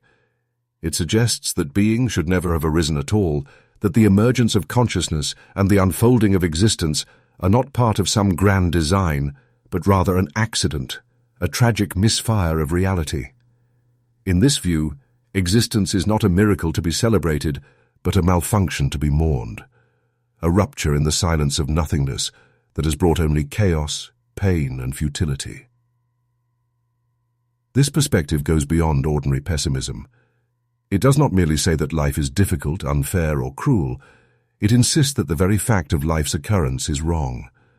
To exist is to be condemned to a reality that should never have been, forced to suffer the consequences of a cosmic error you did not choose. Everything we call progress, meaning, or joy is built on top of this underlying mistake. Temporary distractions layered over a foundation of error. The universe did not need us, did not call us, did not benefit from our arrival. We are the unwanted byproduct of a meaningless process. Philosophically, existence as error exposes the futility of attempts to justify being. Religion claims existence is sacred. Humanism calls it valuable. Existentialism urges us to make meaning from it. Yet all these are desperate attempts to fix what was broken from the start. If being itself is error, then no amount of meaning-making can redeem it. It is like trying to polish a cracked mirror. It remains fractured no matter how much you shine its surface. And yet, there is a terrible clarity in this view. To accept existence as error is to strip away every illusion, to see life not as a gift but as a burden imposed without reason. It leaves no comfort, but it does leave honesty. For some, this honesty deepens despair. For others, it frees them from false hope. If exist, hence is error, then we no longer need to search for its purpose, because there was never one to begin with. We are the accident, the glitch, the shadow of nothingness that should have remained silent. Cosmic indifference. Cosmic indifference is the recognition that the universe does not care, and never has. It does not bend to human desires, respond to human prayers, or arrange itself according to human notions of justice. Stars burn, galaxies collide, black holes devour light, and entire species vanish without a trace, all without intention, without pity, without meaning. The cosmos moves in vast, impersonal cycles, blind to whether we thrive or suffer, love or despair. To confront cosmic indifference is to see that human life, with all its struggles and triumphs, is a brief flicker in a universe too immense to notice. This philosophy cuts deeply because it dismantles one of humanity's oldest illusions, the belief that existence revolves around us. For millennia, religions and cultures told stories of gods shaping the world for human purpose, of destinies written in the stars, of moral orders woven into reality itself. Cosmic indifference tears those stories apart, showing that the universe is not hostile, but worse, it is indifferent. Our lives do not matter to the stars, and our deaths do not echo in eternity. The silence of the cosmos is not cruel, but blank. The psychological weight of this realization is immense. Without cosmic meaning, every value we hold becomes fragile, every purpose a human invention destined to fade. The wars we fight, the loves we cherish, the art we create, all of it vanishes against the backdrop of billions of years. From the cosmic perspective, the rise and fall of entire civilizations is as insignificant as dust motes in the air. For many, this breeds despair, the sense that nothing we do matters because nothing lasts. Yet some find a strange liberation in cosmic indifference. If the universe is indifferent, then it does not condemn us either. We are free to invent our own meanings without worrying about cosmic punishment or reward. Indifference of the cosmos is both annihilation and freedom. Annihilation of illusions, freedom from their weight. Still the silence remains, an unflinching reminder that the stars will shine long after we are gone, not in memory of us, but in utter disregard. Necrolic consciousness. Necrolic consciousness is the haunting awareness that death does not simply wait at the end of life, but permeates consciousness itself. It is the realization that every thought, every memory, and every breath carries within it the shadow of decay. Unlike ordinary awareness of mortality, necrolic consciousness is not about fearing death as an event, but about recognizing death as an ever-present element of being alive. To be conscious is to feel the slow unraveling of existence, to sense the presence of non-existence inside each moment of life. This philosophy sees death not as an interruption, but as a constant companion. Our cells die and renew daily, our memories fade even as they are formed, our identities shift and collapse under time's erosion. What we call living is already a form of dying, a gradual disintegration wrapped in the illusion of continuity. Necrolic consciousness strips away this illusion, forcing us to recognize that we are not moving toward death. We are living in it already, carrying it within us at all times. The horror of necrolic consciousness is that it removes the comfort of separation. Most people imagine life and death as opposites, divided by a line we will one day cross. But in this view, the line never existed. We are stitched together from fragments of death, our very being dependent on decay. Every joy carries the knowledge of its end, every act of love the certainty of loss, every attempt at meaning the shadow of its collapse. Death is not waiting outside of us. It is written into the structure of who we are. And yet, there is a strange profundity in this awareness. Necrolic consciousness exposes the fragility of being, but in doing so, it also deepens our encounter with life. To feel the constant presence of death is to see more clearly the fleeting beauty of existence, the way every moment glows brighter, precise, merely because it is perishable. But the weight remains heavy. To live with necrolic consciousness is to carry death everywhere, to see it in every reflection, to know that it was never separate from us and never will be. Apocalyptic Rationalism. Apocalyptic rationalism is the philosophy that reason, logic, and human intellect will ultimately lead us not to salvation, but to destruction. It begins with the recognition that rational thought has given humanity extraordinary power, science, technology, control over nature, but also that this very power carries within it the seeds of collapse. If pursued without restraint, rationality does not build paradise. It builds systems too vast, too cold, and too self-destructive for human beings to survive within. Apocalyptic rationalism warns that our devotion to reason will eventually create the conditions for our own annihilation. This view emerges when we examine the history of human progress. Rational inquiry gave us medicine, but also biological warfare. It gave us machines, but also the capacity for mass extinction. It gave us nuclear energy, but also nuclear weapons. The very same logic that creates solutions also designs catastrophes. Apocalyptic rationalism sees this not as coincidence, but as inevitable. Reason, when divorced from limits, will always push toward extremes, and those extremes eventually devour their creators.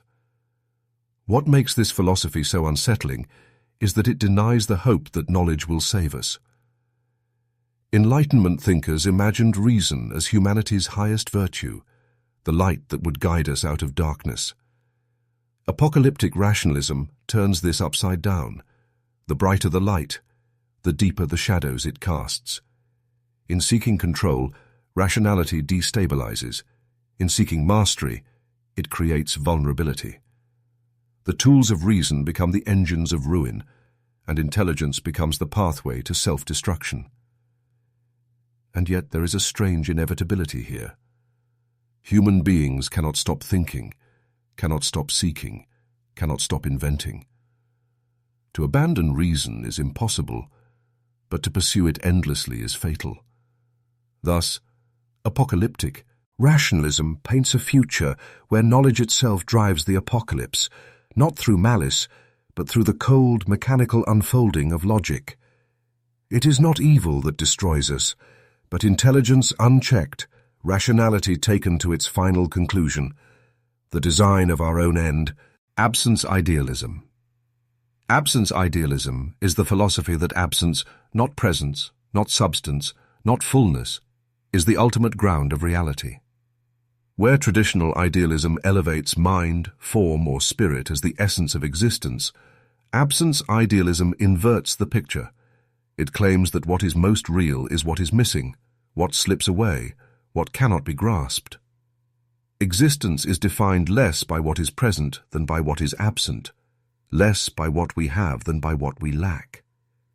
It is a worldview that sees nothingness not as a void behind being, but as the very structure of being itself. This philosophy reveals itself in the way absence shapes human life. We define relationships not only by who is there, but by who is gone.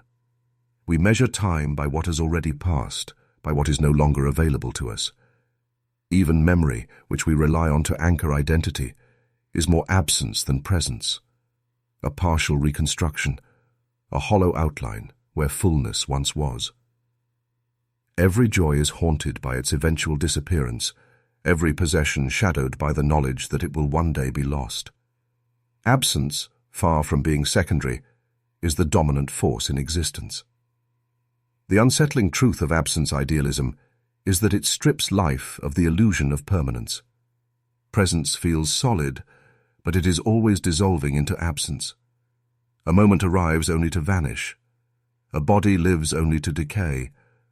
A love blooms only to fade. What we think of as reality is really just a series of fleeting appearances already slipping into absence. The structure of the universe is not abundance, but loss. And yet, absence idealism is not only despair, it is also clarity.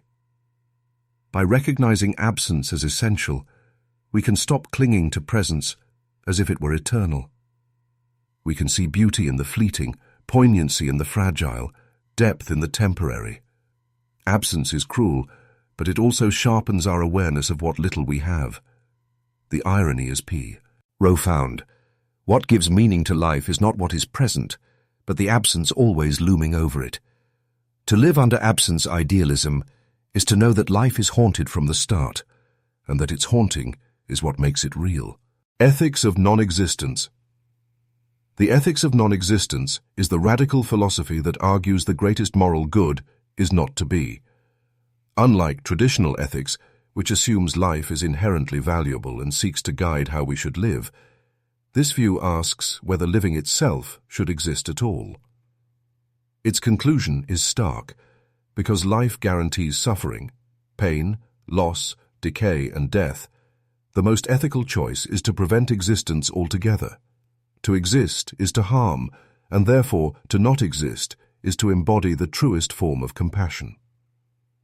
This philosophy often aligns with antinatalism, but extends beyond it. It does not only ask whether bringing new life into the world is wrong, it questions whether the world itself should have ever come into being.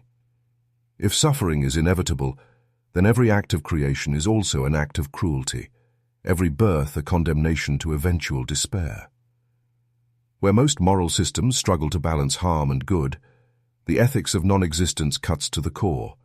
Eliminate existence, and you eliminate harm entirely.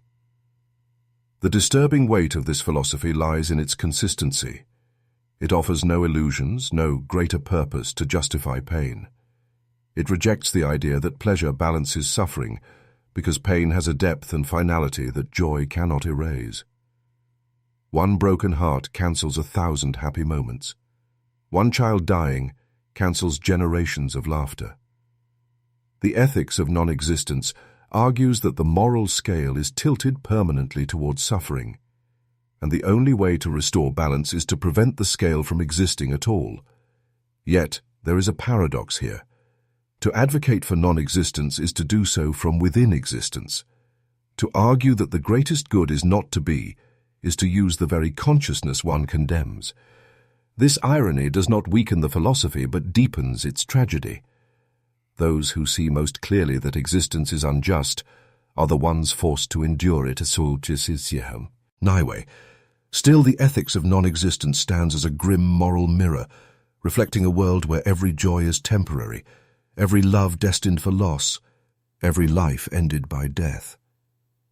In that reflection, it declares, the kindest choice was never to begin. Metaethical despair. Metaethical despair is the realization that morality itself, our entire framework of right and wrong, rests on nothing solid, and that beneath our ethical systems lies only emptiness. While traditional despair laments personal suffering or the cruelty of existence, metaethical despair laments the absence of any true moral foundation.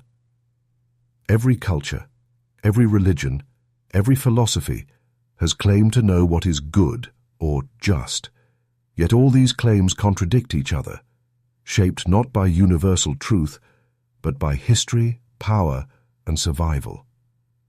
When these illusions fall away, what remains is despair at the collapse of morality itself. This philosophy arises when one looks closely at ethics and sees only shifting sands. Utilitarianism measures outcomes, but whose happiness counts more? Deontology clings to duties, but why should those duties matter? Religious morality appeals to gods, but gods themselves are silent, indifferent, or absent. Even the most sophisticated ethical theories ultimately rest on assumptions that cannot be proven. Meta-ethical despair exposes this nakedness. There is no anchor, no transcendent law, no universal rightness, only conventions pretending to be absolutes. The horror of this realization is profound. Without a foundation, morality becomes arbitrary, and all human actions, from love to cruelty, exist on the same unstable ground. Justice becomes an invention, not a truth. Compassion becomes a preference, not a command. The very idea of ought collapses into emptiness, leaving us without guidance in a world already brutal and chaotic. To see this is to feel not just despair at life's suffering, but despair at the fact that there is no higher framework to make sense of it. And yet, meta-ethical despair has a paradoxical liberation. If morality is groundless, then so too is judgment. There are no cosmic punishments, no eternal obligations, and no absolute rules we must obey. For some, this is terrifying, a plunge into nihilism. For others, it is freeing, the chance to create values without illusion, to act, not because some eternal law demands it, but because we choose it in the face of emptiness. Still, the despair remains heavy. To live with meta-ethical despair is to walk on ground that was never there, knowing the rules we cling to are scaffolds built over a void. Void-centered ethics. Void-centered ethics is the bleak moral philosophy that begins not from life, happiness, or flourishing, but from the recognition of nothingness as the ultimate ground of being. Where most ethical systems attempt to affirm existence by protecting life, pursuing justice, or maximizing well-being, void-centered ethics inverts the foundation. It asks, if the void is the only true certainty, how should we live in light of it? The answer is paradoxical. Morality must be built around absence, negation, and non-existence, rather than presence and affirmation. This philosophy grows from the recognition that all values collapse under the weight of impermanence. Life ends in death, joy fades into grief, civilizations fall into ruin. If everything dissolves into the void, then any morality that rests on permanence is dishonest. Void-centered ethics demands we accept this dissolution, shaping our moral reasoning not around preserving what cannot last, but around confronting the emptiness that waits at the core of everything. It is not an ethics of flourishing, it is an ethics of vanishing. The implications are disturbing. A void-centered morality might declare that to reduce suffering is good, not because it preserves life, but because it lessens the torment of beings destined to disappear. It might see abstaining from creation, choosing not to bring new life into a world of inevitable loss, as the highest ethical act. It might even regard silence, stillness, and withdrawal as virtues, because they honor the nothingness we are moving toward, rather than resisting it with illusions of permanence. Yet this philosophy is not simply destructive. By centering ethics on the void, it strips away false hopes and forces radical honesty. It reveals how much of morality is constructed to deny death, to shield us from emptiness. Void-centered ethics refuses the shield, it s'assours. Is build your morality not as if life will last forever, but as if it will collapse because it will. In that collapse, in that emptiness, perhaps the only good left is compassion for those who suffer while they fade, and restraint from creating new beings fated to do the same. It is a dark ethic, but one drawn directly from the void itself. Annihilation. Idealism. Annihilation idealism is the philosophy that sees the ultimate goal of existence not in survival, growth, or transcendence, but in complete dissolution. It is the belief that annihilation, the erasure of self, of thought, of world, is not merely inevitable, but desirable. Where traditional idealisms elevate spirit, reason, or consciousness as the highest realities, annihilation idealism inverts the hierarchy. It holds that the truest and most perfect state is nothingness, and that all being is only a temporary distortion of this higher truth. This worldview begins with the recognition of impermanence. Every structure, no matter how solid, eventually crumbles. Every life, no matter how rich, ends in silence. Civilizations collapse, stars burn out, galaxies dissolve. If all things are destined for erasure, then perhaps erasure is not a failure, but the final form of truth. Annihilation. Idealism embraces this conclusion fully. It declares that annihilation is not the enemy of being, but its destiny and fulfillment. To return to nothingness is not defeat, but completion, the undoing of the mistake of existence. From this perspective, the universe itself becomes tragic comedy. Matter strains toward order, life struggles to endure, consciousness clings to meaning, all while moving inexorably toward dissolution. What we call progress is only delay. What we call meaning is only distraction. Annihilation.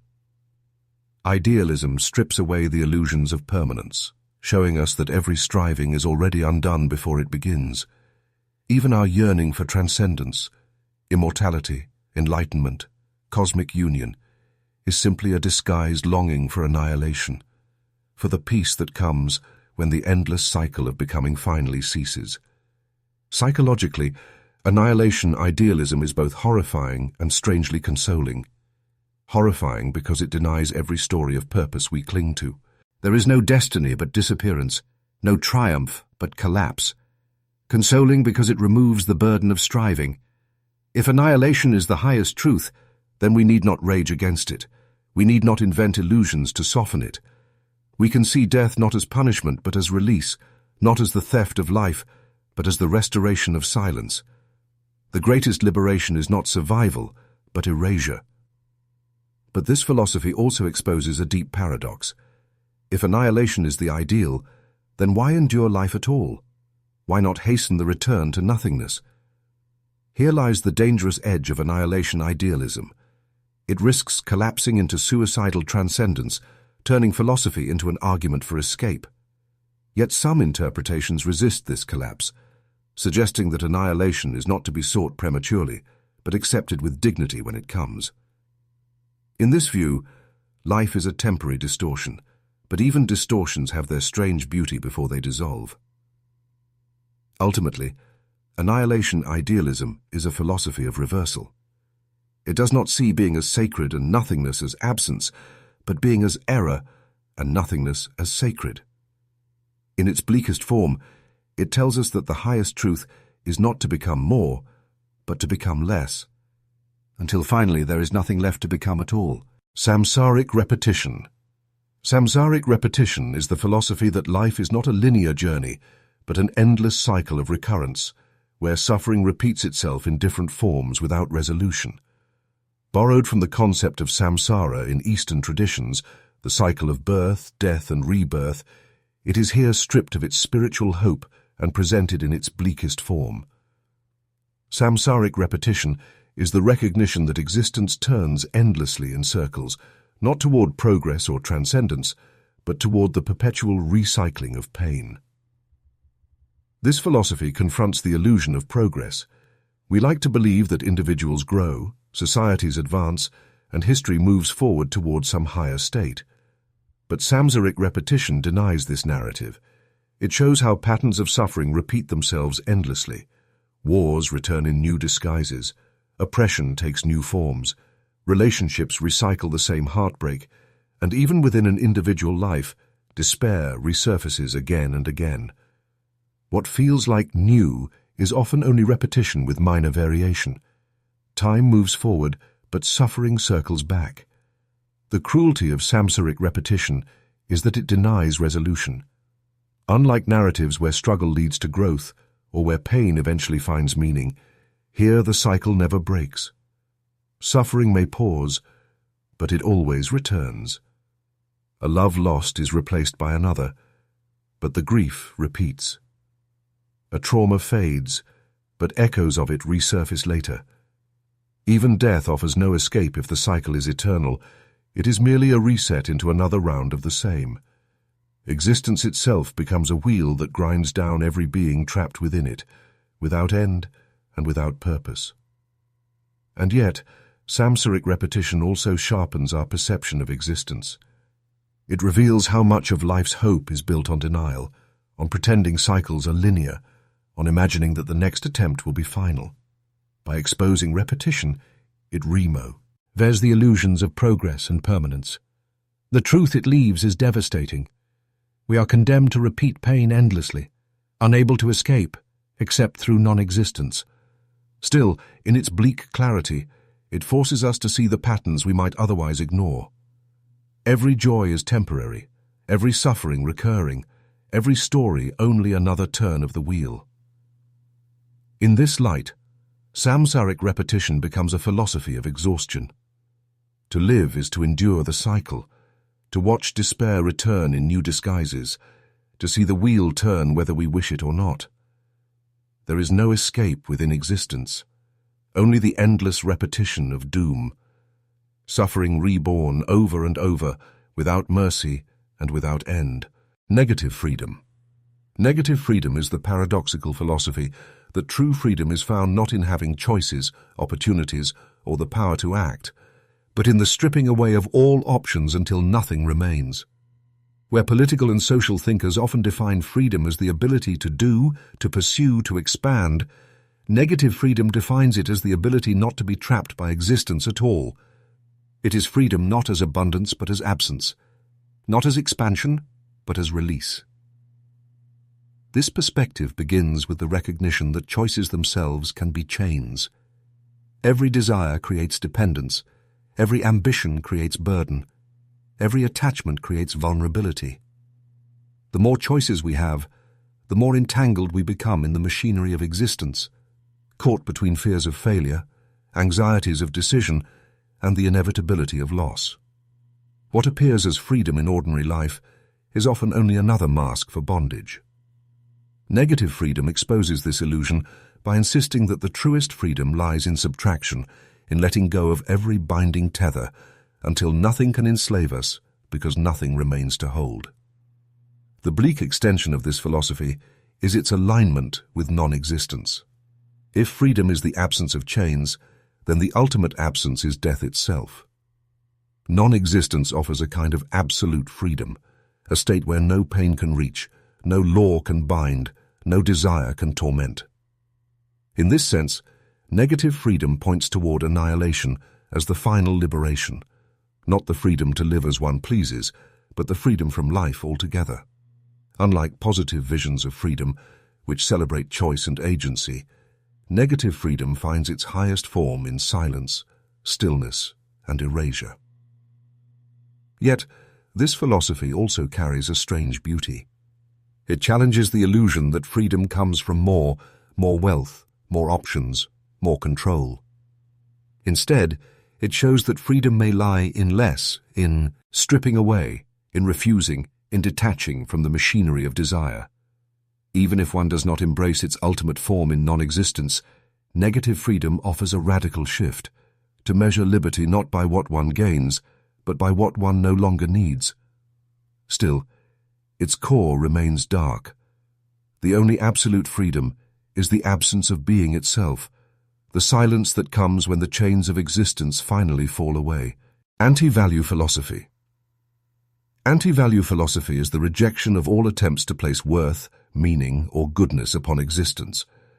Where traditional philosophy assumes that life must have value, whether in pleasure, progress, morality, or spiritual transcendence, Anti-value philosophy declares that value itself is an illusion, a fragile construct we impose on a universe that does not care. It insists that nothing has inherent worth, not happiness, not suffering, not love, not justice, because all of these are temporary, arbitrary, and destined to vanish. This view arises from the collapse of every value system upon inspection. Religious values promise eternal reward or punishment, but rest on unverifiable claims. Secular ethics promise fairness and flourishing, but collapse in the face of power, chaos, and death. Even personal values, love, family, creativity, are undermined by impermanence, by the fact that all who hold them will eventually disappear. Anti-value philosophy exposes the naked truth. What we call values are only survival tools, emotional consolations, or social inventions. They are scaffolds built over the void, not truths rooted in reality. The consequence of this recognition is bleak. If nothing has value, then suffering is not bad in any universal sense, it simply is. Joy is not good, but merely fleeting sensation. Progress is not better, but only change dressed in illusion. To live under anti-value philosophy is to accept that all our judgments, our hopes, our ideals, are nothing more than noises made against the silence of a meaningless universe. And yet, there is a harsh liberation in this philosophy. By stripping away false values, it frees us from the burden of justifying existence. We no longer need to argue why life is good or worth continuing, because such claims collapse before the void. We see reality without decoration, stripped of human sentimentality. It is devastating honesty. Life has no value, and therefore no obligation, no sacredness, no ultimate purpose. What remains is the raw fact of being, weightless, indifferent, and destined to vanish. Tragic epistemology. Tragic epistemology is the philosophy that knowledge itself is a wound, that to know is not to be liberated but to be burdened. It suggests that every step deeper into understanding leads not to comfort, but to despair, because the truths uncovered are cold, indifferent, and merciless.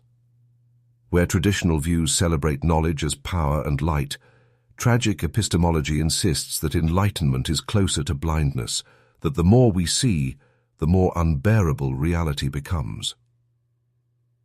This view begins with the recognition that ignorance shelters us. To not know the inevitability of death, the vast emptiness of the cosmos, or the futility of human striving is to live more easily. Knowledge strips away illusions, but in stripping them away, it also strips away the consolations that make life tolerable. To know too much is to stand naked before the abyss, robbed of the comforting veils of meaning, religion, or hope. Knowledge becomes less a gift and more a slow unveiling of horror. The tragedy of this epistemology is that it cannot be undone. Once you learn a truth, you cannot unlearn it.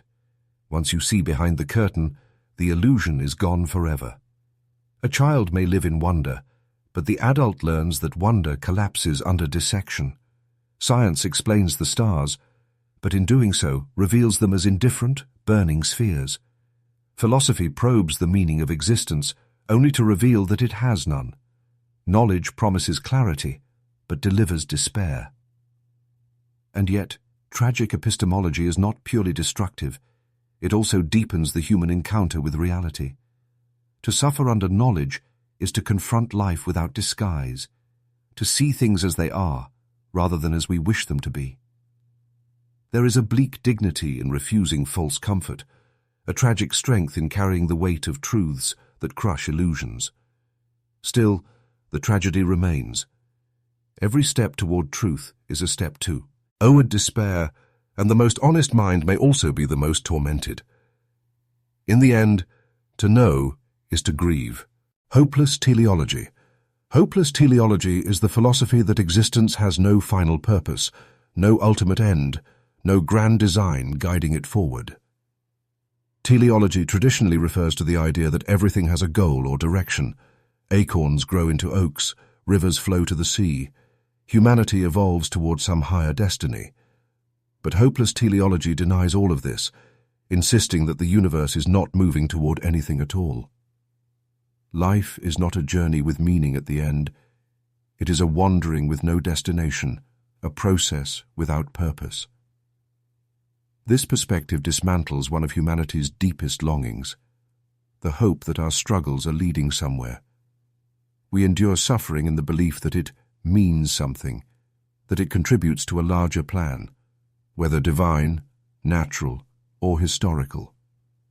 Hopeless teleology strips this comfort away. It shows that suffering is not part of a path to redemption, but a random occurrence in a purposeless system. The universe does not unfold like a story, with a climax and resolution. It drifts like dust in the void, without intention, without reason, without hope. The despair of hopeless teleology lies in its attack on meaning. If there is no end, then progress itself collapses into illusion. Civilizations rise and fall, only to be forgotten. Individuals strive for love, success, or wisdom, but all is undone by death. Even if humanity survives for millennia, the heat death of the universe ensures that nothing we do will matter in the long run. Teleology once gave comfort by imagining purpose. Hopeless teleology leaves only futility. And yet, within this bleakness, lies a strange honesty. Hopeless teleology frees us from the burden of destiny. If there is no ultimate purpose, then there are no cosmic expectations, no final judgment, no sacred goal to fail. Existence becomes radically open, even in its despair, shaped only by the small meanings we invent, fleeting but real in their moment. Still, the shadow remains. No matter what we create, no matter how much we hope, nothing waits at the end of the road but silence. The journey was never leading anywhere at all. Emotional determinism. Emotional determinism is the haunting conviction that we are not guided by reason, not governed by logic, not even sculpted by choice, but ruled entirely by emotion. That our thoughts, our morals, our free will are only ripples born from deeper, uncontrollable emotional tides. This perspective does not claim that emotions merely sway us. It claims they possess us. That every decision, every conviction, every connection stems not from clarity or intention, but from raw, involuntary waves of feeling we scarcely comprehend. You do not elect to love. You do not choose what terrifies you. You do not design what destroys you. These things emerge unbidden, like storms, and your rational mind stumbles behind, rationalizing, arranging, pretending it had command. Emotional determinism strips away the mask of agency to uncover something unsettling. You are not the builder of your life. You are the landscape carved and eroded by emotional weather. It shows in how you defend beliefs, not because they are true, but because they soothe you, in how you hold on to those who wound you, not because you trust they will change, but because pain feels familiar, in how you ruin your own chances, not out of ignorance, but because part of you confuses failure with safety. Emotional determinism does not call you irrational. It declares that your rationality itself rests upon emotional scaffolding. Every argument, every reason is wrapped in feeling. This is not weakness, it is design. The brain evolved to feel first, to react swiftly, to survive, not to comprehend. And even as we construct civilizations, craft technologies, shape philosophies, we do so with the emotional inheritance of anxious creatures. We crave love, recoil from shame, seek power, hunger to be seen.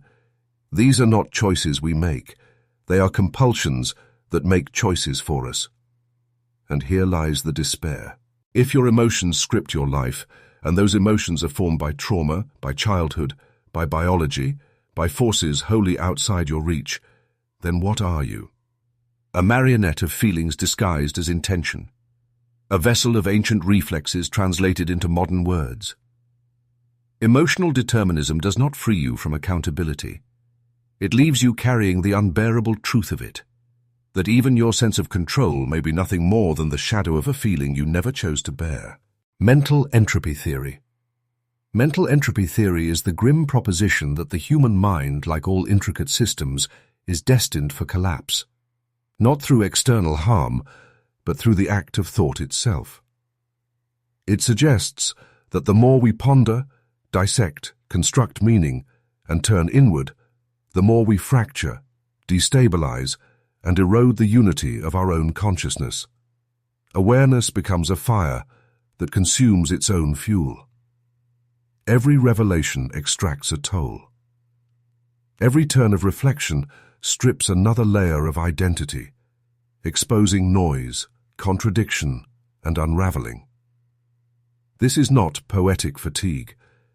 It is thermodynamics written into psychology.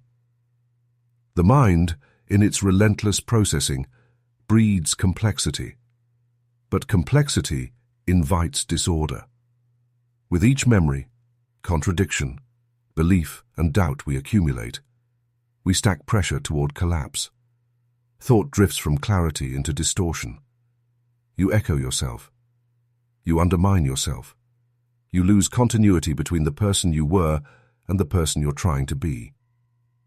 The narrative fails, not from weakness, but from being overwritten. Mental entropy theory interprets depression, detachment, anxiety, and self-collapse not as malfunctions, but as inevitable byproducts.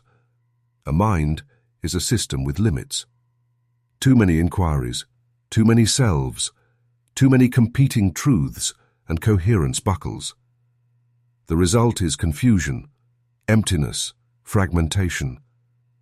You don't erupt, you fade. Not from serenity, but from overload.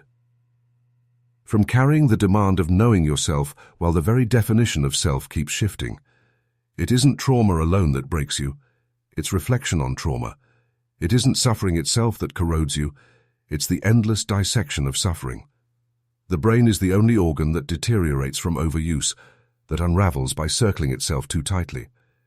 You attempt repair, but the act of repairing generates more entropy. You grow, you adapt, you accumulate, and you come apart. Mental entropy theory does not urge you to stop thinking. It only asks, what if this is the tax of consciousness? Not an error, not an illness, but the destined conclusion of a mind that cannot rest. A self eroded by its own compulsion to define, to interpret, to endure. You don't shatter, you dissolve, one recursive thought at a time. Transcendental suicide. Transcendental suicide is the unnerving philosophical vision that the highest act of spiritual awakening is the deliberate erasure of the self.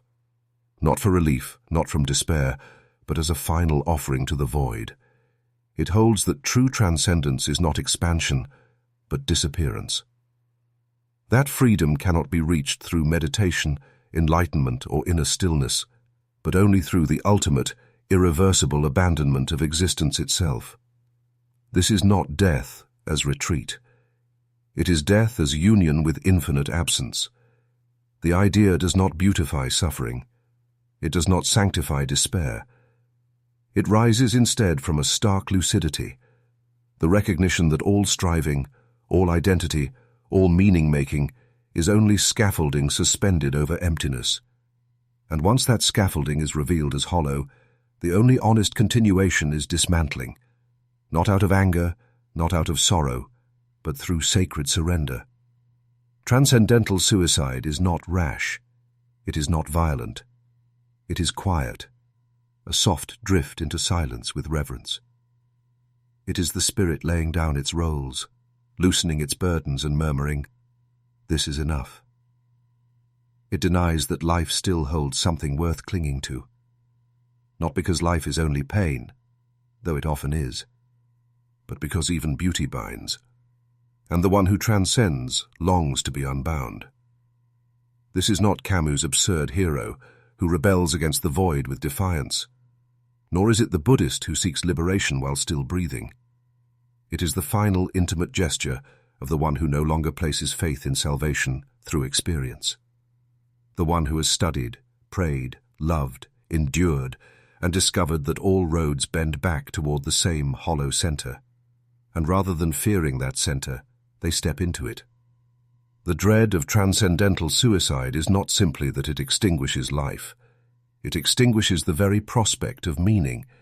It declares the search concluded, the quest dissolved. That the most sacred act a being can choose is to snuff the flame before it dies of its own accord.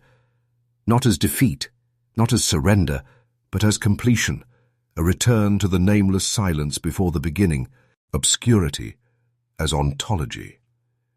Obscurity as ontology is the unsettling conviction that reality is not grounded in truth, form, or being, but in haze. That beneath every appearance, every structure, every system, lies not order, but blur. Not a hidden code awaiting discovery, but a fog that refuses clarity, coherence, or resolution. It is not simply the idea that the universe exceeds our understanding. It is the claim that the universe is, in its essence, unintelligible. That ambiguity, paradox, and indeterminacy are not obstacles, but the very fabric of existence. This vision arises from the failure of every other attempt at certainty. Metaphysics splinters, theology falters, science advances only to reveal deeper abysses. At the boundary of every inquiry, you do not uncover light. You encounter mist. Your models collapse. Your words lose precision. And you begin to sense that reality is not something waiting to be decoded. It is something actively concealing itself.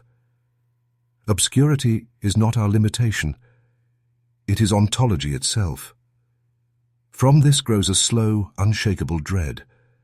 Because if the ground of being is obscurity, then every truth is provisional, every identity hollow, every certainty scaffolding erected over emptiness. You attempt to define yourself, but the more closely you look, the more you fragment, into inconsistent memories, unstable moods, borrowed language. You attempt to define morality, love, time, existence itself, and all of them ripple like reflections disturbed by water. Nothing endures. Obscurity as ontology insists there is no foundation, no ultimate key, no secret order, only the illusion that clarity was ever possible. And when this is felt, not just grasped intellectually but felt, the silence that follows is not despair, not rage, but haunted quiet. You begin to glimpse the blur beneath every shape, the distortion beneath every word. You speak, and even your own voice sees sounds like interference. And perhaps the most terrifying realization is this. If obscurity truly is the nature of being, then even this philosophy is unreliable. Even this articulation of the fog is fog itself. We are not lost in darkness, but in distortion. Not because we wandered from the path, but because no path was ever there. Only shifting outlines in a world woven of smoke. The terror of infinity. The terror of infinity is not simply fear of the vast. It is the crushing panic that rises when you glimpse the possibility that there is no ending, no final word, no last heartbeat, no closure. That everything, time, space, thought, awareness, might stretch without boundary, looping endlessly or unraveling into limitless, incomprehensible complexity. It is not death that frightens you. It is the idea that death itself may mean nothing within a reality that refuses to cease. We are taught to fear mortality, yet infinity is the deeper abyss. Because if death is a door closing, infinity is the absence of doors altogether. You imagine your soul drifting through endless realms, never arriving, never stopping. You imagine consciousness unextinguished, trapped in eternal recurrence, reliving fragments or floating in an infinite void of unbroken awareness. Not for years, not for millennia, but for a duration so great the very notion of long collapses into nonsense. Some feel this dread through mathematics, the endlessness of numbers, of pi, of fractals without resolution. Others feel it staring into the cosmos, realizing it extends without boundary. Or worse, realizing you might never truly end, that some remnant of thought, memory or sensation could persist forever, carried by some merciless metaphysical inertia. The terror of infinity is the antithesis of rest. It is not eternal life. It is eternal awareness. Awareness without silence, without escape. Every dream turns into a snare. Every freedom becomes another hallway of unending perception. Every joy dissolves into unbearable sameness, and every moment stretches until time itself ceases to have meaning. Religions try to tame infinity. Heaven imagined as endless bliss, nirvana as endless stillness.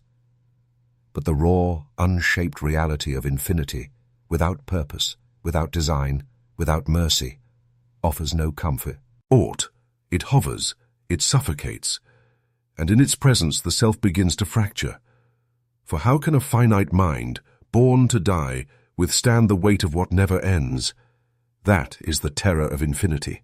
Not that all things conclude, but that perhaps nothing ever does.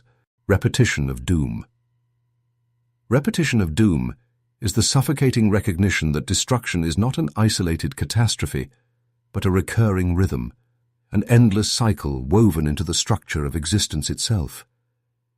It is the philosophy that history, suffering, collapse, and betrayal do not simply happen and end. They reappear, not because we fail to remember, but because reality itself insists on their return. Progress becomes performance. Healing becomes disguise. And beneath every fragile hope hums the grinding certainty that it will all come again. It begins with patterns. You see them in the world. Wars declared in the language of peace.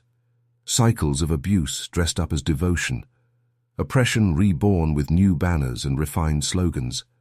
Nations rise, rot, collapse, and are resurrected in different colors but the same design. Faces change. Costumes vary. Yet the script never shifts. Eventually you stop asking why. You begin asking when. And the dread does not stay outside. It comes for you. You notice your own life folding in on itself. Familiar arguments, familiar failures, familiar grief disguised in different clothes. You change lovers, cities, faiths, jobs, but the same shadow trails you, carrying your name. You try to grow, but growth feels like repainting the walls of a house that is already crumbling. Your evolution is a loop, your healing a rerun. You sense pain not as memory, but as something waiting to be reborn. Repetition of doom is not fate. Fate implies intention. This is worse. It is structure, the way gravity pulls, the way entropy consumes, the way disease systems adapt, mutate, but never recover. Even when you resist, even when you burn the blueprint and carve another road, you discover the road is circular. The end was the beginning. Collapse is the shape of time. This is not prophecy, it is architecture. The design of decay etched into the marrow of being. Doom repeats not because we are fragile, but because repetition is how existence breathes. The universe does not spiral upward, it coils inward. And at the spiral's center, you meet your own reflection, weeping the same tears for the 10th, the 100th, the 1000th time. Only now you are lucid enough to know they have been shed before. Freedom as condemnation. Freedom as condemnation is the brutal paradox at the core of human life, that our power to choose, to define, to shape our own existence is not a gift, but a sentence. It is the weight of realizing no savior is coming. There is no script, no destiny, no divine design to follow. You are free, and therefore accountable for everything, forever. And that knowledge does not liberate, it crushes. This philosophy begins where existentialism first trembles awake. Sartre called it a burden. Man is condemned to be free.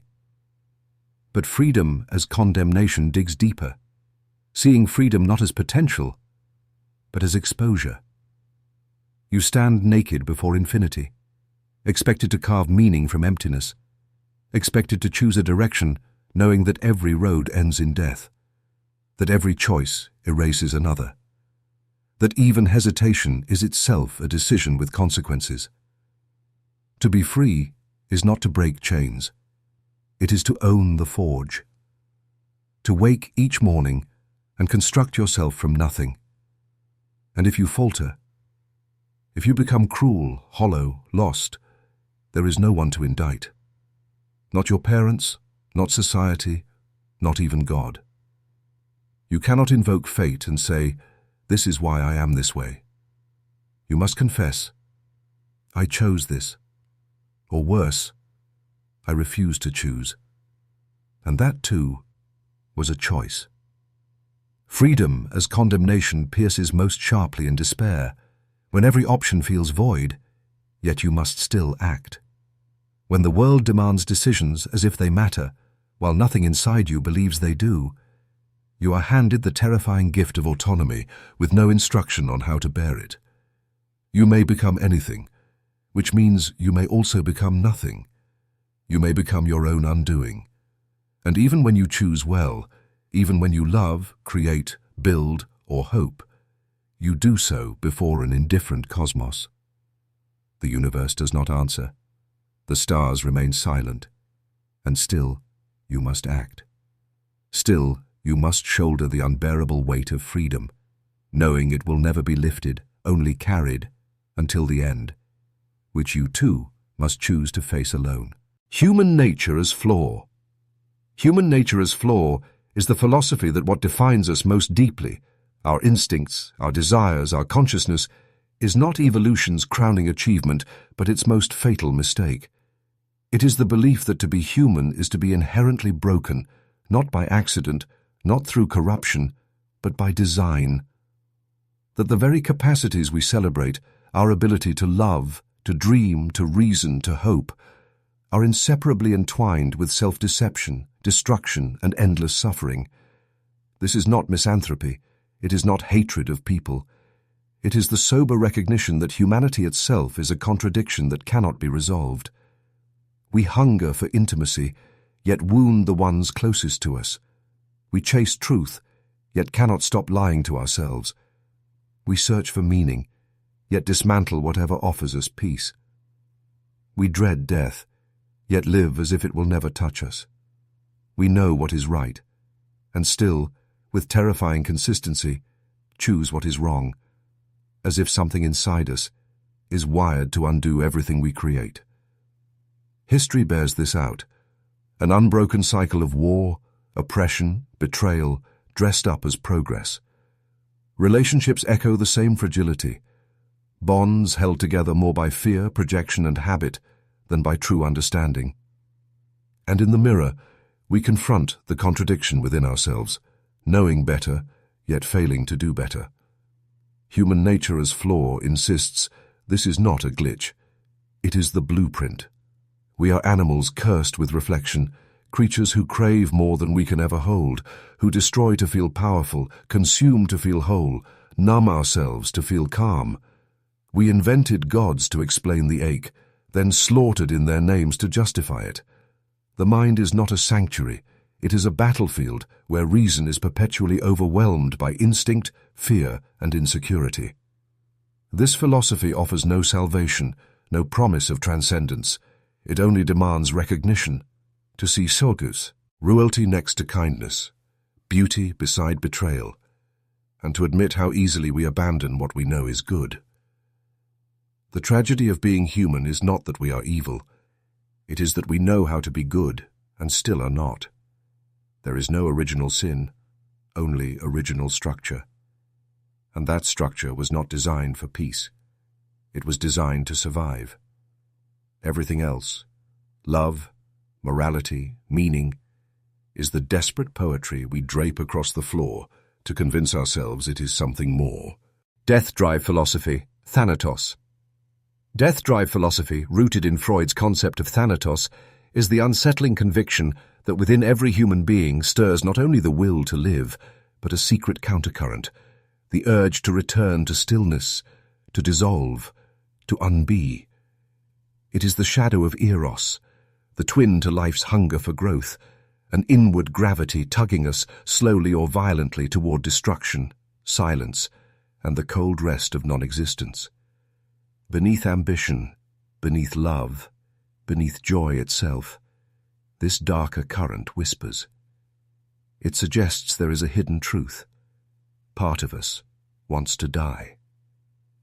Freud cast Thanatos as a counterbalance to Eros. Death-drive philosophy carries it further, lifting it from psychology into metaphysics. It dares to claim that civilization itself, with all its brilliance and brutality, may be the long performance of a species unconsciously trying to erase itself. War, addiction, obsession, exhaustion, suicide, not as accidents, but as expressions of a deeper, inescapable longing to return to the inorganic, to the before, to dust. This is not merely despair. It is not reducible to pathology. It is a cosmic exhaustion, a suspicion that the desire to persist is not as natural as we insist. That self-sabotage, whether in individual lives, in nations, in history, may be the work of something primal, an ancient impulse to unburden consciousness, to curl back into the quiet that preceded it. You glimpse it in the way people destroy what they most love, in how connection decays into dependency, success into burnout, intimacy into fear. We push forward as if progress mattered, yet secretly we dream of release. The death drive rarely shouts. It hides in habits, cloaks itself in failure, speaks softly in our silence. It does not command. It coaxes. It murmurs with tenderness. You don't have to keep going. You can let go. And the terror of this philosophy is not simply that it exists. It is that it resonates, that somewhere deep within you recognize it, that in the stillest hours, when no one is watching, when the world makes no demands, you feel it. A pull not toward death as punishment, but death as relief, death as return, death as the truest desire buried beneath all striving, waiting with open arms. Absurd heroism. Absurd heroism is the defiant posture of a soul who sees the universe as empty, indifferent, even hostile, and chooses to act anyway. It is the philosophy that stares into the absurdity of existence, the silence of the cosmos, the certainty of death, and still declares, I will fight. Not because the struggle changes anything, not because there is hope, but because refusing to bow becomes its own dignity, its own radiant truth. This is not optimism. It is not faith in hidden order. Absurd heroism begins with clarity. There is no grand story, no divine script, no cosmic justice. You are a fleeting creature on a dying rock, circling through an uncaring void. You are hurled into existence without consent, without instructions. Your thoughts fade, your bonds dissolve, your legacy will vanish. No rescue awaits. And still, you rise. Absurd heroism does not seek to escape absurdity. It accepts it, embraces it, and continues. You love knowing heartbreak will come. You build knowing collapse is inevitable. You create knowing time will erase it. You become a flame that burns with full awareness of the wind. You do not search for meaning in the universe. You forge meaning in defiance of it. That rebellion, that refusal to yield, is the essence of the absurd hero. It is Sisyphus pushing the boulder, not with hope of triumph, but with a grin of defiance. It is the artist painting beauty into a world destined to forget, the parent raising a child in a world designed to wound them, the activist battling systems too vast to break, the lover who risks again and again knowing the pain that awaits. Absurd heroism is not delusion. It is unflinching confrontation. It knows victory is impossible and chooses the fight regardless. That choice, that will, becomes the only true power in a world without guarantees. The absurd hero may never be saved, may never be remembered, but by standing against the void, they etch something into it, a cry, a gesture, a flame. Proof that even if nothing matters, I still do. Fatalist determinism. Fatalist determinism is the stark conviction that everything, every breath, every decision, every mistake, every flicker of thought, was destined to unfold exactly as it did. It is the crushing union of two merciless truths, that the universe runs on inescapable causality, and that no will, no effort, no awareness can alter even a fraction of it. You are not the captain of the vessel. You are bound to its hull, watching waves rise and break, imagining yourself the one steering. This philosophy doesn't merely argue that free will is constrained. It denies free will entirely. It claims that every word you speak, every desire you feel, every regret you cradle, was carved into the script long before your birth. Your triumphs, your failures, your secrets of the heart. They are not signs of authorship, but the turning of gears in a vast, indifferent machine. You are not the writer of your story. You are the ink spilled across its pages. Fatalist determinism allows no praise, no blame. You did not choose your tenderness. You did not choose your cruelty. The choices that haunt you were never yours. The joys you cherish were mirages of freedom, no more chosen than the path of a stone falling through air. And yet you feel them all, because consciousness itself is part of the mechanism. The true horror of this philosophy is not its logic, but its theft of the final illusion, control. Even existentialism leaves you the dignity of deciding how to face despair. But fatalist determinism strips that away. It whispers, you were always going to despair. You were always going to search. You were always going to fail. Love offers no escape. You loved because you were wired to. Work offers no escape. You labored because conditioning demanded it. Faith offers no escape.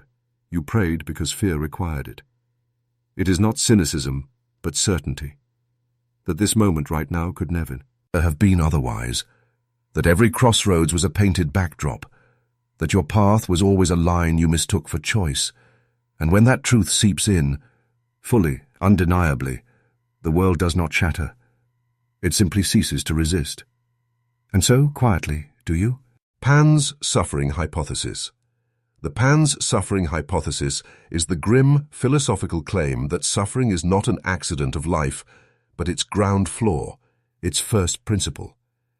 It argues that pain is not a glitch in the system or an occasional misfortune, but the very texture of awareness itself, the constant woven into every form of experience.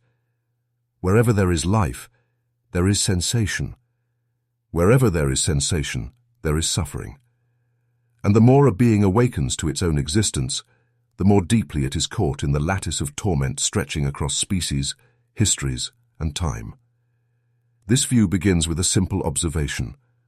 All organisms, from the smallest to the most complex, recoil from injury, shiver at threat, strain to avoid harm. Evolution molds us through suffering. We are shaped, disciplined, and directed by pain. It becomes our tutor, our compass, our invisible sculptor. Pleasure may arrive in flickers, but pain endures, precise and efficient. It does not just accompany awareness, it defines it. The Pan's suffering hypothesis does not stop at biology. It extends into consciousness itself. The more keenly you see, the more you hurt. For even love, the highest expression of our humanity, carries within it a wound. We love with the knowledge of loss. We bond under the certainty of grief. Beauty, too, pierces with sorrow precisely because it passes. Everything precious is shadowed by its ending. Suffering is not merely what happens to us. It is what it means to be, to perceive, to desire, to remember, to hope. Awareness splits us open. Understanding weighs us down. Every peace trembles under threat. Every embrace leans toward absence. Every birth foreshadows a grave. To feel this, not just as a theory, but in the marrow, transforms perception. You begin to see suffering braided through laughter, stitched into routines, humming beneath joy. You glimpse it under Evie, airy triumph, hiding in every smile. No creature escapes. Consciousness itself is a snare with no exit, offering only momentary illusions of reprieve. Yet the pan-suffering hypothesis is not a plea for surrender. It does not demand despair. It only strips away the veil and whispers, "This is the world." And if beauty arises here, it does so not in spite of pain, but as resistance to it. Fragile blossoms breaking through the cracks of agony, fleeting sparks against the grain of the universe that made them. Universal nihilism. Universal nihilism is the annihilation of meaning on a scale so vast it swallows not only human life, but the cosmos itself. It is the merciless conviction that nothing, no person, no star, no law, no beauty, no horror, carries intrinsic value or intention. Not in this reality, not in any imaginable one. It is nihilism expanded beyond philosophy, stretched across galaxies, until even the universe itself is exposed as a blind and purposeless churn of matter. Your life is meaningless not because it lacks some hidden goal, but because existence itself is without aim, without reason, without end. This is not existential unease, nor a simple denial of morality. It is colder than despair, sharper than cynicism. Universal nihilism begins where all other denials conclude. It does not merely ask whether life has purpose. It asks if the concept of purpose itself is anything but a reflex, a desperate trick of neural circuits trying to carve order out of endless chaos. Its answer is absolute: no. It is the portrait of a cosmos that births galaxies and black holes with the same blank indifference that it spawns plagues and voids. Gravity does not favor. Time remembers nothing. Light races across eons of darkness, destined never to be seen. All of history's laughter, agony, revolutions, genocides, symphonies, and whispered prayers resolve into zero. Not as metaphor, literally. Universal nihilism is not rage, nor grief. It is what remains after both are extinguished.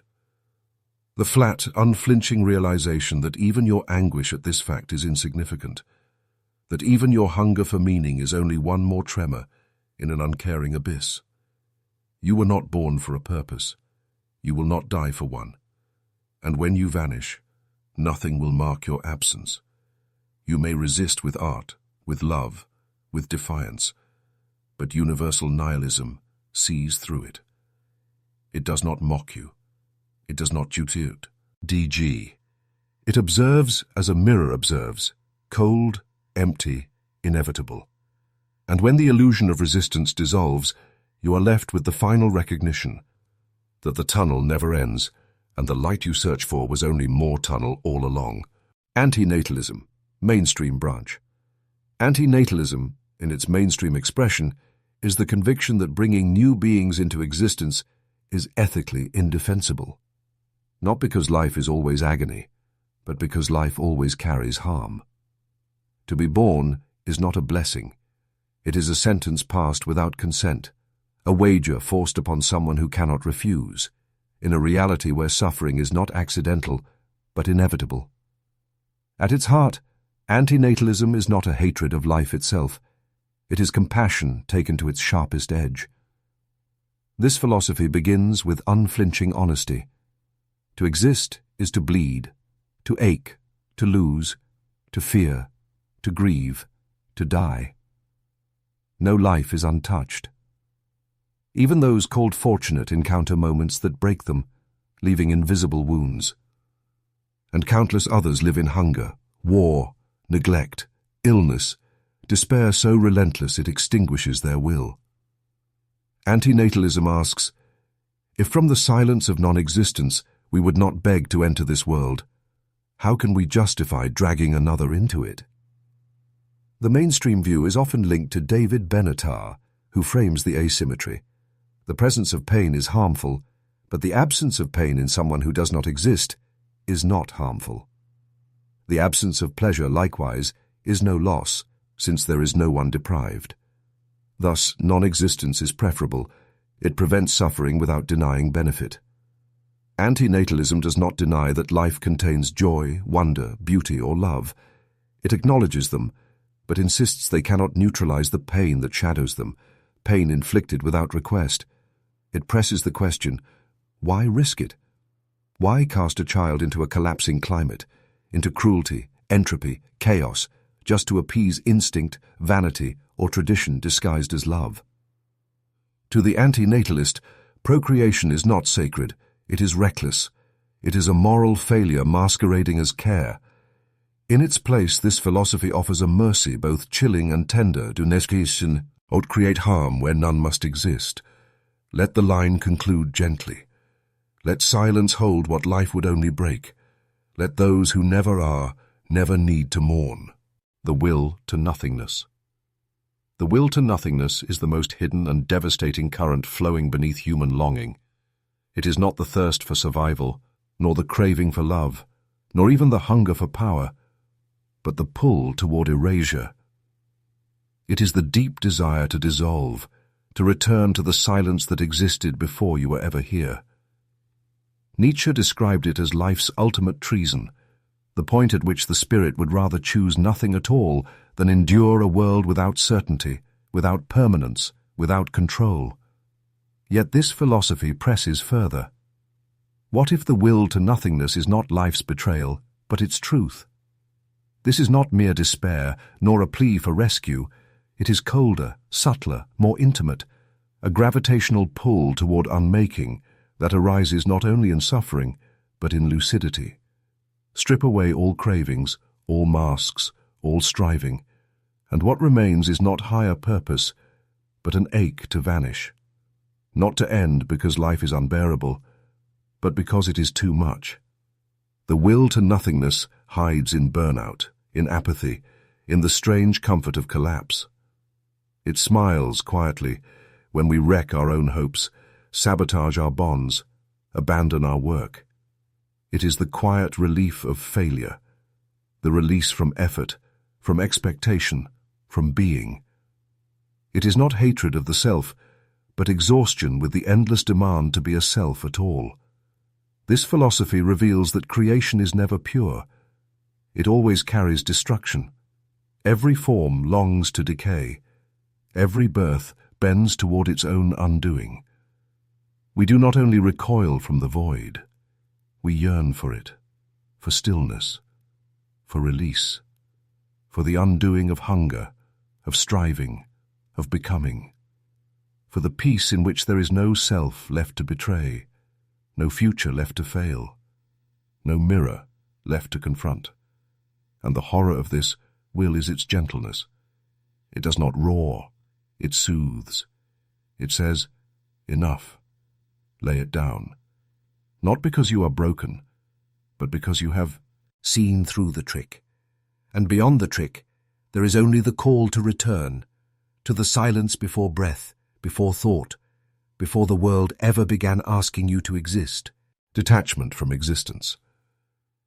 Detachment from existence is the slow, measured retreat of the spirit from the grip of being. It is neither indifference nor despair, but a gentle step back from the ceaseless performance of life. Not because life is unbearable, but because it proves unworthy of grasping. It is the moment clarity arrives, the recognition of cycles repeating endlessly, of meanings dissolving as soon as they're claimed, of hunger that never ends, and in that recognition one chooses not defeat, but release. This detachment does not rise out of trauma, but out of vision. You begin to see that the prizes of the world, status, recognition, pleasure, permanence, are illusions slipping through the hands that chase them. You succeed and are left hollow. You love and you fear losing. You speak and are met with silence or misinterpretation. Slowly, the hand that once clutched begins to loosen. Not because it has ceased to feel, but because it has finally seen that nothing here endures, nothing here truly belongs. Detachment from existence is not a longing for death, it is a longing for freedom. To be alive without being bound, to breathe without need, to witness the turning of the world without being turned by it. It is the surrender of identity, of claim, of control. You no longer demand coherence. You no longer plead for fulfillment. Life moves through you like air through branches, present, fleeting, unowned. You may still laugh, still ache, still care, but another part of you stands behind the self, serene and ungrasping, whispering, "Ah, so this too." Within that stance lies a peace beyond circumstance, a stillness untouched by loss or failure, because nothing was expected to last. Detachment from existence is not numbness. It is the sacred loosening of desire, the quiet refusal to tighten your grip, to say, "I do not need to be this, I do not need to win, I do not need," and to hold the pieces together.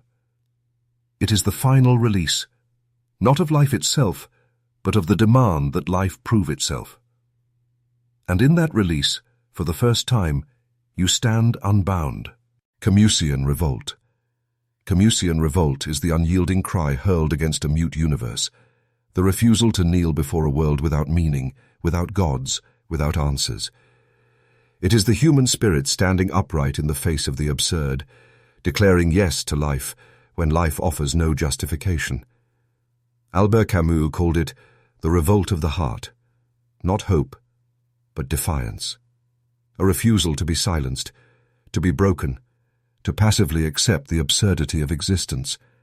This revolt is not born of optimism, but of lucidity. The recognition that life has no ultimate purpose, that death is certain, that every system of truth collapses in contradiction, that God remains absent, that the universe is indifferent. And yet, despite all of this, or perhaps because of it, one chooses to live, to resist, not by escaping absurdity, but by embracing it, by facing it directly and answering, "I will make my own terms." Camusian revolt is not dramatic spectacle. It is quiet, steady, unrelenting. It is continuing your labor the morning after a burial. It is washing the dishes with grief still in your chest. It is offering kindness in a world that does not deserve it. It is speaking truth in a culture built on lies. It is love, laughter, creation, resistance, not because they endure, not because they matter in any ultimate sense, but precisely because they vanish, and because you matter, even if nothing else does. The revolt does not rescue you. It does not deliver meaning. It simply asserts, "I will not surrender to despair." It does not beg for comfort or reward. It does not wait for revelation. It stands naked before the void, trembling, and still consents to live. Not life as you wish it, but life as it is, harsh, absurd, impossibly free. Camus named Sisyphus the absurd hero, pushing his stone uphill knowing it will fall again, yet still pushing. But Camusian revolt is more than endurance. It is love. Love, of the struggle itself. A love without need of heaven, without hope of triumph. A love that blazes in the face of nothingness and refuses to be extinguished. Nietzsche's eternal recurrence. Nietzsche's eternal recurrence is not merely a puzzle of thought. It is a blade pressed against the throat of your existence. It asks one merciless question. What if you had to live this very life, every pain, every joy, every regret, every fleeting hour, again and again, not once, not twice, but in an endless cycle, with no change, no release, no forgetting? Every kiss, every loss, every cruel word spoken, every sleepless night returned to you eternally, not as punishment, not as reward, as mirror and trial. Imagine a demon whispering this to you. At first, Nietzsche says, your blood would freeze, remembering the nights you begged for it all to end, the failures that carved scars into you, the years squandered in fear and distraction. You think, no, not again, anything but this. But then you realize this is not an outside curse. It is the truth of what you have made of your life. And if you recoil in horror, what does that reveal about the way you live? The eternal recurrence is not a doctrine. It is a test. Nietzsche's voice demands, can you embrace your fate so completely that you would choose to live it, unchanged, forever? amor fati, love of fate. Not resignation, not endurance, but love. Love of every wound, every silence, every absurdity that shaped you. Because in this trial there is no God to redeem, no afterlife to even the scales, only the echo of your choices reverberating through eternity. And if you can say yes, if you can affirm every flaw, every loss, every triumph, and still call it good, then you rise beyond the categories of reward and punishment. You become creator of value, rooted not in divine command, but in your own fierce affirmation. You have faced eternity without flinching. You have smiled at it. For to say yes to eternal recurrence is to say yes to life itself, not the life you wish for, but the life that is, repeated forever. Kierkegaardian despair. Kierkegaardian despair is not sadness. It is not grief. It is the deep gnawing sickness of the soul that comes from being yourself and knowing you are not whole. It is the fracture at the core of existence, the rift between what you are and what you were meant to be. For Søren Kierkegaard, despair is not an affliction of the unlucky. It is the natural state of human life. To exist is to be in despair. The only difference is whether you have noticed it yet. This despair is not born of circumstance. It is not triggered by death, loss, or failure. It is deeper than that. It lies in the tension between your finite self, the roles, masks, and routines you perform, and your infinite self, the restless yearning for truth, for eternity, for authenticity. Kierkegaard called this a spiritual wound, one that festers the longer it is ignored. There is the despair of ignorance, the life lived in numb distraction, padded with comfort, success, or religion, to drown out the silence beneath. And then there is the sharper despair of awareness, the terrible clarity that you are not your true self, that your life is misaligned with your essence, and that you cannot simply will it whole. This is Kierkegaard's existential hell, not death, but the refusal to become who you really are. It often reveals itself in quiet moments, a glance in the mirror that feels like meeting a stranger, a conversation that rings hollow despite perfect words, a triumph that leaves you emptier than failure ever could. You begin to sense that the life you are living, the choices, the comforts, the performances, is not you, and perhaps you have not even begun to exist. Or worse, you fear that to discover your true self would demand everything. Kierkegaardian despair is not the wish to die. It is the realization that you have not yet lived. Until the finite and infinite are reconciled, until you stop fleeing from yourself, until you dare to become what your soul longs for, you will suffer quietly, relentlessly, even if the world believes you are whole. Heideggerian angst. Heideggerian angst is not fear of something, it is fear of nothing. Not a threat in the shadows, not a future catastrophe, but the trembling confrontation with the groundlessness of existence itself. It is the moment you see clearly that everything, your job, your name, your relationships, even your sense of self, hangs suspended over an abyss with no foundation. Not because life has gone wrong, but because this is what it always was. Martin Heidegger called it angst, and it is not the same as psychological anxiety. It runs deeper, cutting to the root of being. It arises when the structures that once held you, culture, religion, identity, suddenly feel hollow, alien, absurd. You are walking through an ordinary day. Then something cracks. Perhaps it comes in silence, in a stranger's glance, in the stillness of a mirror. Suddenly, you realize you are simply here, thrown into existence without consent, circling in a universe that does not explain itself. There is no object of fear, no solution. It is not dread of death. It is the revelation that even life fully lived offers no inherent justification. Every role, student, spouse, artist, citizen, is a mask, and behind them lies nothing. Or rather, the raw, unshaped, indifferent chaos of being itself. Heideggerian angst does not destroy you. It strips you. It tears away the myths, the labels, the habits you mistook for reality. It leaves you naked before the indifference of existence. And in that nakedness, something unbearably honest happens. You see that you are free. Not uplifted, not comforted. Free. Free to choose, to act, to define, with no script, no guarantee, no one to tell you how the story ends. That freedom is paralyzing, because it makes you responsible not just for your choices, but for the very meaning of the world you inhabit. You are the author of significance in a universe that offers none, and, yet in the pit of that angst, a possibility flickers, that nothingness is not only void, but space. That emptiness is openness. That in the collapse of given meaning lies the chance to carve your own. But first, you must feel it.